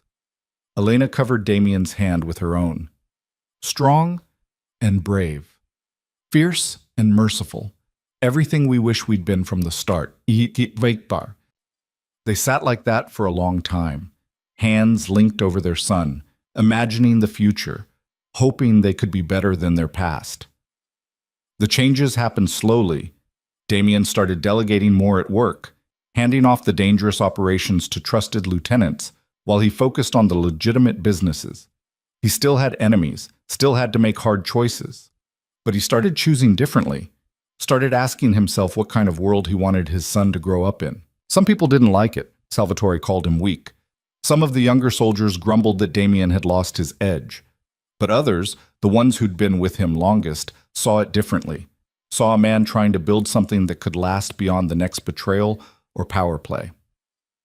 Marco was Damien's biggest ally in the transition. He ran interference with Salvatore, managed the difficult personalities, and quietly restructured the organization to be less about violence and more about sustainable profit. It wasn't perfect. They still operated in gray areas, still bent laws, and made morally questionable deals. But they weren't actively hurting people anymore. That was something.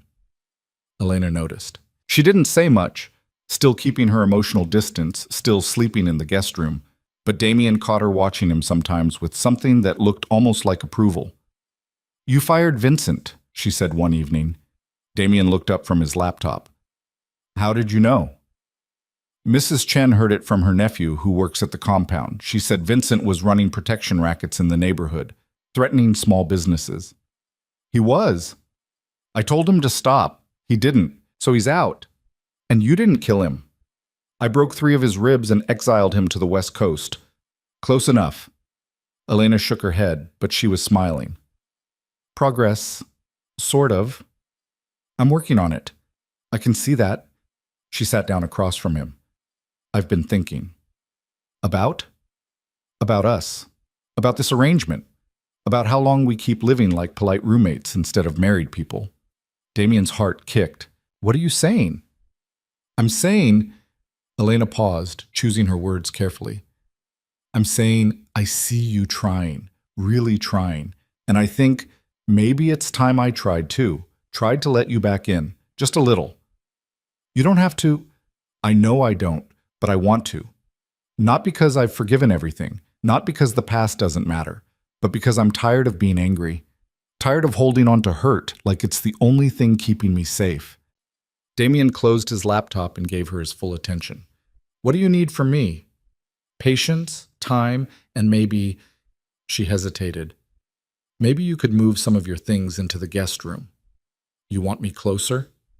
I want to try being closer. See if we can stand being in the same space again. Start small and build from there. It wasn't an invitation back to their bedroom. Wasn't a declaration of forgiveness. But it was something. A door opening. A possibility. Okay, Damien said. Whatever you want. Whatever pace you need. Thank you.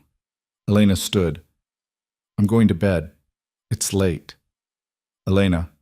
She turned. I meant what I said. In the hospital. I love you. That hasn't changed. I know. She met his eyes. I love you too. That's why this is so hard. She left before he could respond, but her words stayed with him long into the night. She loved him, still, despite everything. Maybe that was enough to start building on. Damien moved his things into the guest room the next morning. Not everything, just enough to make it clear he was respecting Elena's boundaries while accepting her invitation. A few changes of clothes. His laptop. The book he'd been pretending to read for 3 weeks. The guest room was smaller than the master bedroom, with a view of the garden instead of the driveway. Elena had already been staying there, so her presence was everywhere. Her robe hanging on the back of the door, her prenatal vitamins on the nightstand, the faint scent of her shampoo in the air. Is this weird? She asked from the doorway, watching him unpack. Extremely. Good. I thought it was just me. She leaned against the doorframe. We can still have separate spaces. I wanted you closer. Does that make sense? It makes perfect sense. Damien set his laptop on the desk. Thank you. For trying. Don't thank me yet. I might change my mind tomorrow. Then I'll move back. As many times as it takes. Elena smiled, small but genuine. You're being very agreeable lately. It's unsettling. Would you prefer I go back to being an ass? Not particularly, but this new you, the one who listens and compromises and actually considers my feelings, I'm still getting used to him. He's getting used to himself too. Damien sat on the edge of the bed. I spent so long being what everyone expected, what the business required. I forgot how to be anything else. Elena came into the room and sat beside him. Not touching, but close enough that Damien could feel her warmth. My therapist says that's common in high-stress relationships. People create roles and then get trapped in them. You were the powerful one. I was the soft one. And we played those parts until they became real. You're seeing a therapist? Have been for a month, twice a week. She specializes in trauma recovery. Elena glanced at him. You should consider it. For the PTSD. I don't have PTSD. You were shot. Nearly died. Watched people you trusted betray you, and you haven't slept through the night since the hospital. She raised an eyebrow. That's textbook PTSD, Damien. He wanted to argue, wanted to say he was fine, that he could handle it, that therapy was for people who couldn't manage their own problems. But Elena's eyes held a challenge, daring him to dismiss her concern the way he used to. I'll think about it, he said instead. Good. Because I'd like our son to have a father who deals with his trauma instead of burying it until it explodes. Is that what you think I do? I know that's what you do. I've watched you do it for 2 years. She stood. But you're trying to be better. So actually try. Get help. Talk to someone who isn't me or Marco or one of your soldiers. She left before he could respond. Damien sat alone in the guest room that now felt like his room too, staring at the garden outside, and admitted, at least to himself, that she was right. He was a mess. He woke up every night at 3 in the morning, drenched in sweat, reliving the moment Irina's gun went off, the moment Elena's scream cut through the basement, the moment he thought he'd lost everything that mattered. Maybe therapy wasn't such a terrible idea. He called his doctor that afternoon and got a referral to a psychiatrist who specialized in trauma. Dr. Sarah Chen, no relation to Mrs. Chen, had an office in the city and a waiting list that was normally months long. But when Damien's office called and mentioned who was requesting the appointment, she found time the next week. Money talks, Marco said when Damien mentioned it. They were at the compound reviewing financial reports. The legitimate businesses were doing well. The illegitimate ones were being phased out or restructured into something less destructive. Money always talks, Damien replied. The question is whether I'm using it to build something or just maintain the same broken system. Marco looked up from his laptop. You've been reading philosophy again, haven't you? Elena's been reading it to me. Some guy named Marcus Aurelius, Roman emperor who wrote about stoicism and virtue. And apparently being powerful doesn't mean anything if you're not also good. Revolutionary concept. Damien's tone was dry, but he meant it. The book had gotten under his skin, made him question things he'd taken for granted his entire adult life. You're really doing this, Marco said, changing everything. I'm trying to. Jury's still out on whether I'll succeed. For what it's worth, I think you will. Marco closed his laptop. You're stubborn enough that when you commit to something, you see it through, even when it's hard, especially when it's hard. Is this your way of saying you're proud of me? This is my way of saying don't screw it up. Elena's giving you a second chance. Most men don't get that. I know. Damien rubbed his scar, a nervous habit he'd developed. How's the transition going with the restructuring? Slower than I'd like. We've lost some people who didn't want to change with us, but the core team is solid, and the new revenue streams are promising. Turns out you can make money without hurting people. Who knew? Shocking. They worked in comfortable silence for a while. Then Marco's phone rang. He answered, listened, and his expression went dark. When? A pause. How many? Another pause. Understood. We're on our way. He hung up and looked at Damien. We have a problem. What kind of problem? The kind that involves Salvatore making moves without consulting you. He just authorized a hit on the Vitale brothers. Claimed they were moving into our territory without permission. Damien's blood went cold. The Vitales? They've been neutral since the warehouse. Why would they? They wouldn't. This is Salvatore manufacturing a conflict because he thinks you've gone soft. Marco grabbed his jacket. If those hits go through, we'll have a war on our hands. Everything you've been building, the peace, the restructuring, it all goes up in smoke. Damien was already moving toward the door. Call off the hit, now. I tried. The teams aren't answering. They're following Salvatore's orders. Then we go there ourselves. Where are they hitting? The Vitale compound, North District.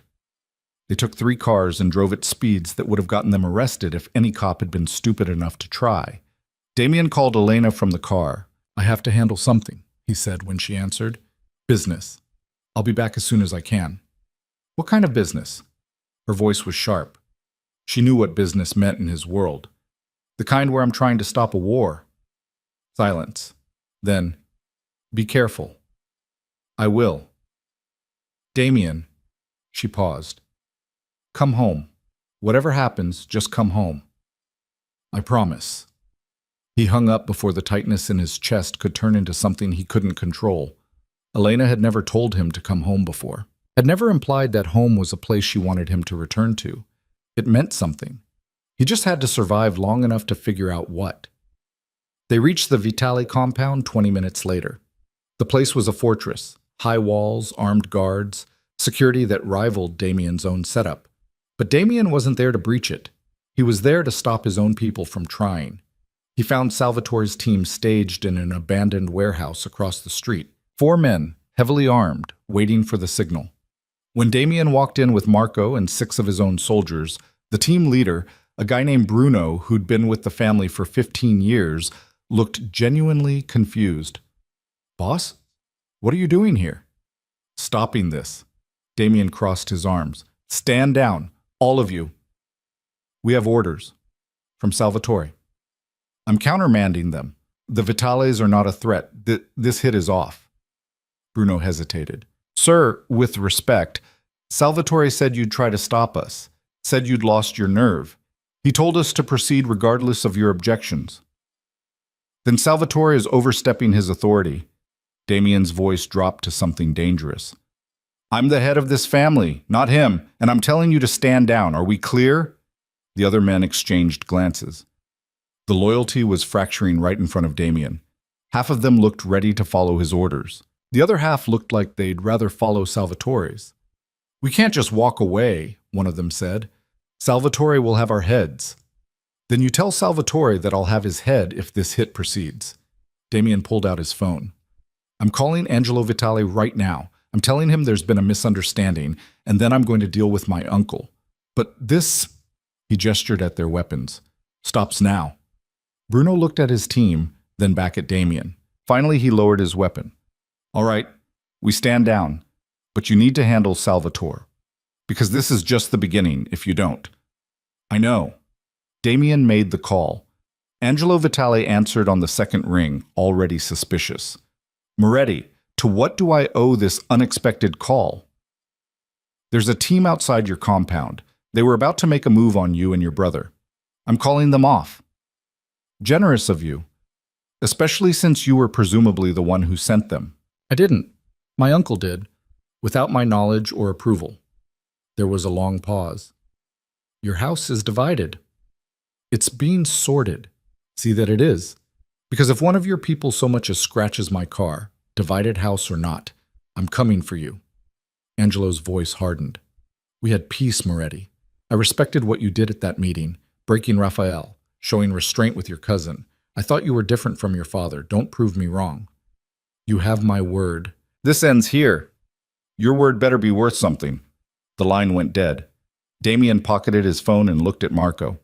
"Get them out of here. Send them back to the compound. And find Salvatore. Tell him I want to see him, tonight." "You sure you want to do this now? You're still recovering." "I'm sure. This has been coming since I let Nico live. Salvatore thinks I'm weak. Thinks he can run things the old way while I'm distracted with Elena and the baby. It's time he learned otherwise." Marco nodded and started giving orders. Damien walked outside and stood in the street, looking up at the Vitale compound. Armed guards watched him from the walls. Angelo was probably watching too, through a scope, deciding whether Damien was worth trusting. Damien pulled out his phone and texted him. "I meant what I said. You have my word. There will be peace." The response came a minute later. "We'll see." It wasn't a declaration of friendship, but it wasn't a declaration of war either. That would have to be enough.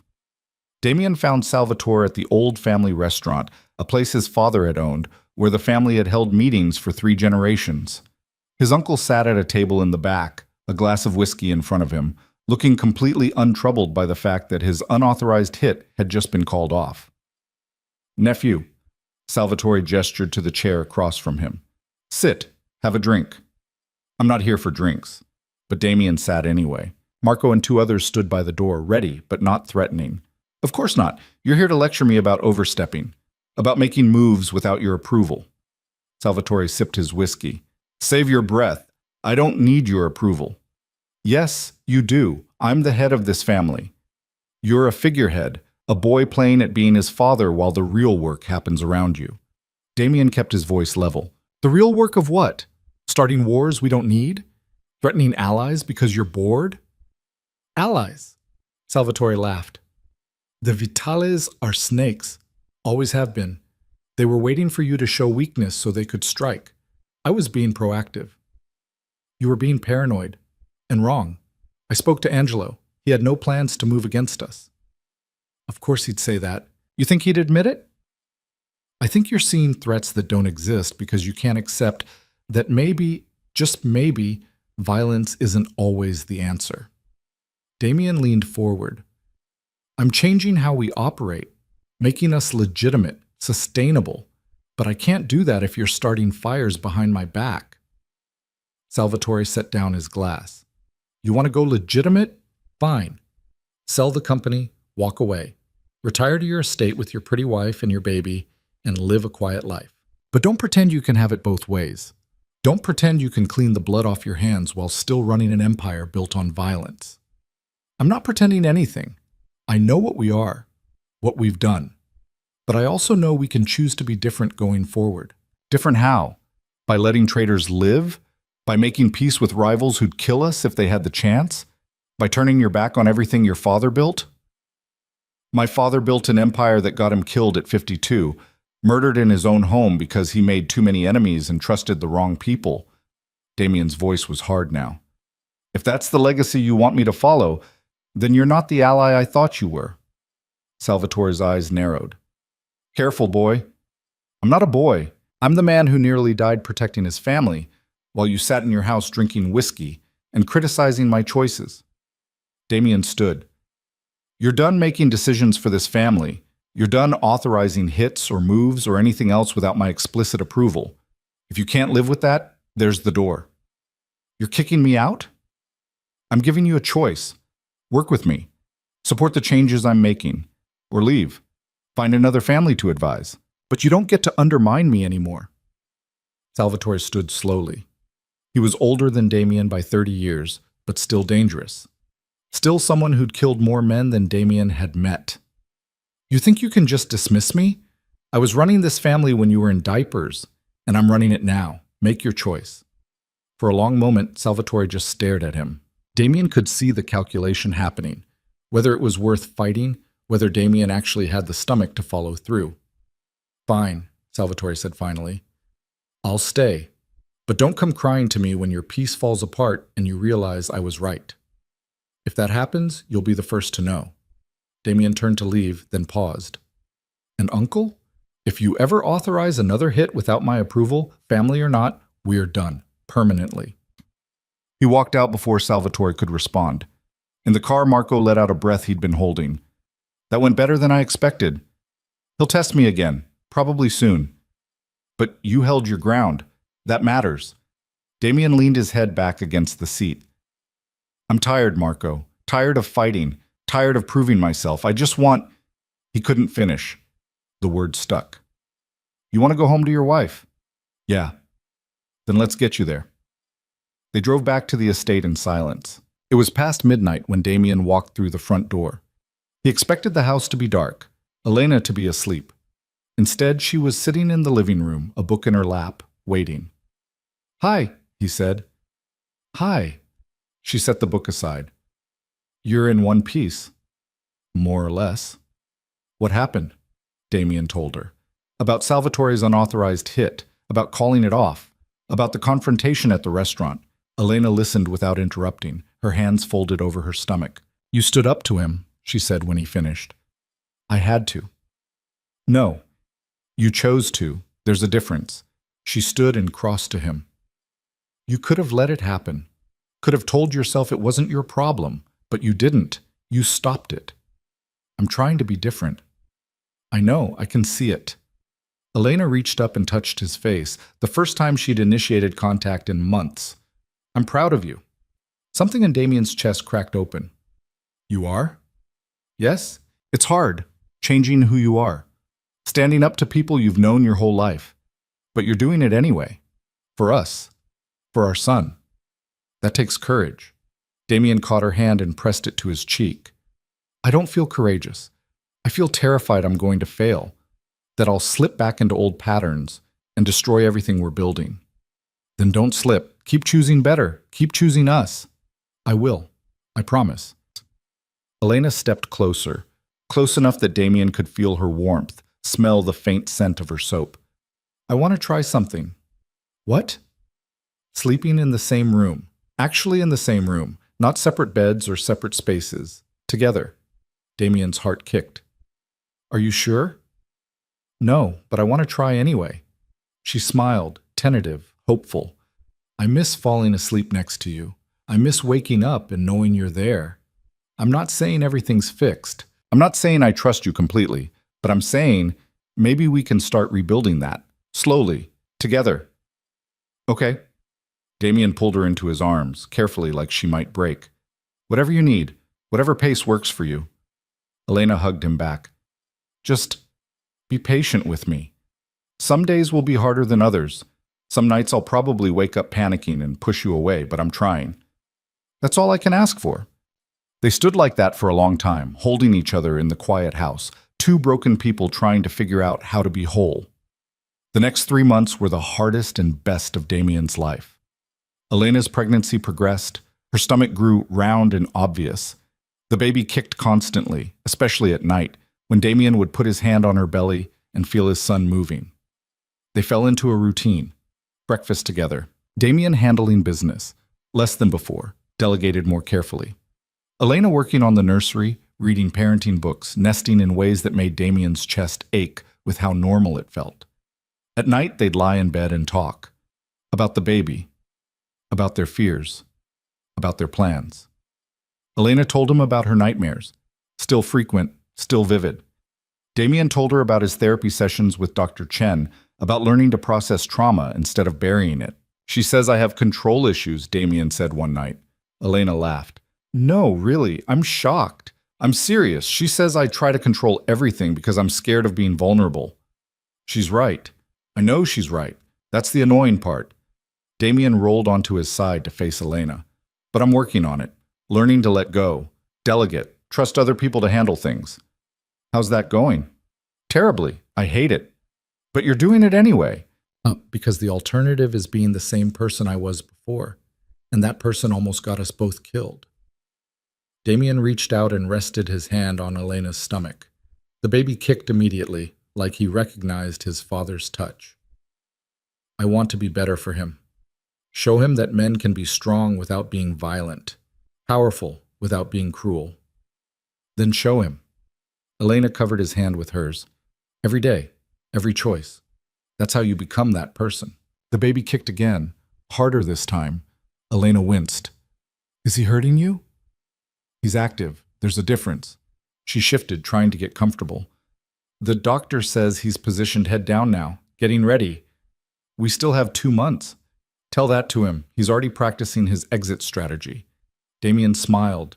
They'd spent hours debating names. Elena wanted something classic. Damien wanted something strong. They'd finally compromised on Alexander. Alex for short. A good name. A name that could belong to anyone, not just the son of a crime boss trying to go legitimate. Are you scared? Elena asked quietly. About the birth? Terrified. Me too. They lay in the darkness, hands linked over their son, both scared and hopeful, and trying not to think about everything that could go wrong. A month before the due date, Salvatore came to the estate.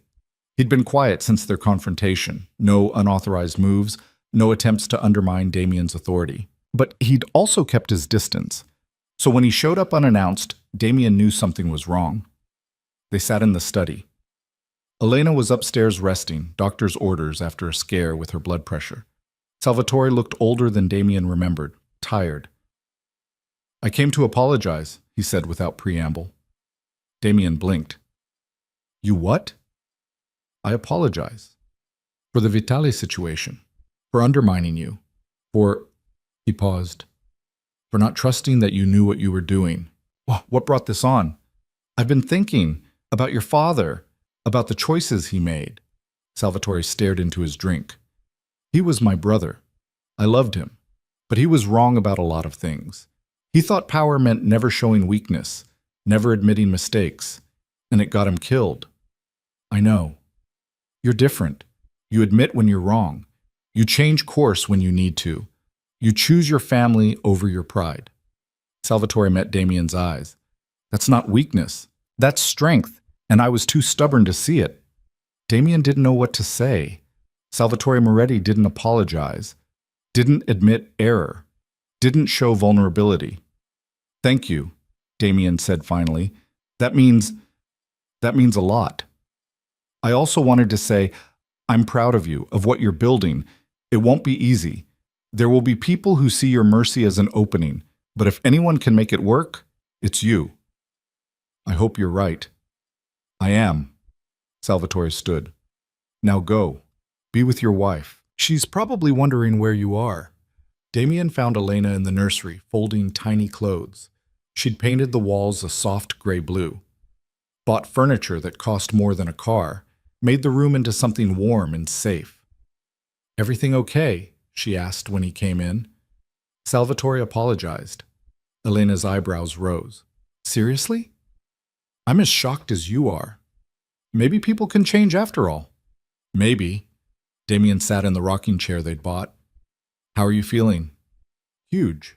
Uncomfortable. Ready for this to be over. 3 more weeks. If I make it 3 more weeks, I might explode before then. Damien smiled. You look beautiful. I look like I swallowed a basketball. A beautiful basketball. Elena threw a onesie at him. He caught it and laughed, a real laugh, the kind he hadn't felt in years. Elena smiled too, and for a moment, they were just 2 people preparing for their baby. Not a crime boss and his traumatized wife, just Damien and Elena. 2 weeks before the due date, Elena's water broke at 3 in the morning. Damien woke to her shaking his shoulder, her face pale. It's time. Everything after that was a blur. The drive to the hospital, Elena's hand crushing his during contractions, nurses and doctors moving with practiced efficiency, Elena in a hospital gown, breathing through pain, cursing Damien's existence. I'm never letting you touch me again, she gasped during a particularly bad contraction. That's fair. I hate you. I know. This is all your fault. Completely my fault. The doctor checked her progress. You're at 8 centimeters, almost there. How much longer? Elena's voice was strained. Could be an hour, could be 3. Every birth is different. It was 2 hours. 2 hours of Elena squeezing Damien's hand hard enough to leave bruises, of breathing exercises that seemed useless, of pain that Damien wished he could take from her. I can't do this, Elena said at one point, tears streaming down her face. I can't. It's too much. Yes, you can. Damien wiped her face with a cool cloth. You're the strongest person I know. You survived kidnapping, being shot at. You can survive this. That was different. This is harder, and you're doing it anyway, because you're fierce and stubborn, and you don't give up. Elena laughed through her tears. Flattery won't make this hurt less. No, but it's true. The final push came at dawn. Light was just starting to filter through the hospital windows when the doctor said, One more. Big one. You can do this. Elena pushed. Damien held her hand and whispered encouragement and tried not to pass out from the intensity of it all. And then, a cry. Loud. Furious. Alive. It's a boy, the doctor said, holding up a tiny, angry, perfect human. Damien couldn't breathe, couldn't think, couldn't do anything except stare at his son, red-faced and screaming and absolutely beautiful. They put him on Elena's chest. She sobbed, from relief, from joy, from exhaustion. Damien wrapped his arms around both of them, his face buried in Elena's hair, tears streaming down his cheeks. You did it, he whispered. You're amazing. He's perfect. He's really here. Elena touched the baby's tiny hand. He immediately grabbed her finger, his grip surprisingly strong. Alex. Our Alex. Our son. They stayed like that for a long time, the 3 of them, together, a family. The nurses bustled around them, doing whatever nurses do after a birth. But Damien barely noticed. His entire world had narrowed to this moment, this room, these 2 people who somehow, miraculously, were his. Later, after Elena had been moved to a recovery room and Alex had been cleaned and measured and declared healthy, Damien held his son for the first time. The nurse showed him how to support the head, how to cradle him securely. Talk to him, the nurse said. He knows your voice. Damien looked down at Alex's tiny face, eyes squeezed shut, mouth making small, sucking motions in his sleep. Hi, he said softly. I'm your dad. I know I'm not perfect. I've made a lot of mistakes, but I promise you, I promise. I'm going to do everything I can to be the father you deserve, to give you a life better than the one I had, to show you that power doesn't have to mean violence, that strength can be gentle, that men can be good." Alex made a small noise, not quite a cry, not quite a coo. His hand wrapped around Damien's pinky finger. "I love you," Damien whispered. "So much, more than I knew was possible." Elena watched from the bed, exhausted but smiling. "You're a natural. I have no idea what I'm doing. Neither do I. We'll figure it out together." Over the next few days, they settled into a rhythm, feeding every 2 hours. Diaper changes that seemed endless, learning to distinguish between different types of cries. Elena struggled with breastfeeding at first, then got the hang of it. Damien learned to swaddle, to rock, to walk the halls at 3 in the morning when Alex wouldn't sleep. On the 4th day, they brought him home. The estate had been transformed. Security increased, but subtly. The nursery ready. Mrs. Chen waiting with food and clean linens and a grandmother's excitement, even though she had no biological claim to the title. "Oh, let me see him," she cooed, peering into the car seat. "He's beautiful, perfect. Look at those cheeks." They settled into life as parents. It was harder than Damien expected and easier in ways he hadn't anticipated. Alex was demanding but content when held. He cried but could be soothed. He was just a baby. A normal, healthy, perfect baby who had no idea his father used to run a criminal empire. Marco came to visit on the 5th day, bearing gifts and looking uncomfortable around something so small and fragile. "You're allowed to hold him," Elena said, amused. "I'm good. I'll wait until he's less breakable." "He's not that breakable. He looks like he might shatter if I breathe wrong." But eventually, Marco held Alex, awkwardly at first, then with more confidence. "He's heavier than he looks." 8 pounds, 4 ounces, Damien said proudly, as if he'd had anything to do with it. "And he has your scowl." "He does not." "He absolutely does. Look at that face. That's pure Moretti stubbornness." Damien looked. Alex was making a face that could charitably be described as skeptical. "Okay, maybe a little." After Marco left, Elena fed Alex and put him down for a nap. She and Damien sat in the nursery watching their son sleep, both exhausted and happy in a way that felt almost dangerous. "Are you scared?" Elena asked. "All the time. But also, not scared. Does that make sense?" "Perfect sense." She leaned her head on his shoulder. "We're going to mess him up somehow. All parents do. But at least we're trying. At least we're aware. At least we love him. Yes, at least there's that." Damien thought about everything that had brought them here. The loss of their first child, the betrayal, the kidnapping, the gunshot, the slow, painful rebuilding of trust. It had been brutal, terrifying, the kind of journey that should have broken them. But somehow, it hadn't. Somehow, they'd survived, grown, changed into people who could sit in this nursery and watch their son sleep and believe, actually believe, that they could give him a good life. "I forgive you," Elena said quietly. Damien went still. "What?" "For everything. For calling me a liar. For choosing your pride over me. For all the ways you hurt me before everything fell apart." She lifted her head to look at him. "I forgive you. Elena, not because you deserve it, not because the past doesn't matter, but because I don't want to carry that anger anymore. It's too heavy, and our son deserves parents who aren't drowning in resentment." Damien felt tears prick his eyes. "I don't know what to say." "You don't have to say anything. Just keep being better. Keep choosing us. That's enough." "I will, every day, every choice. I swear it." Elena kissed him, soft, gentle, full of a promise that felt bigger than words. Damien kissed her back, tasting salt from tears he didn't know he'd shed.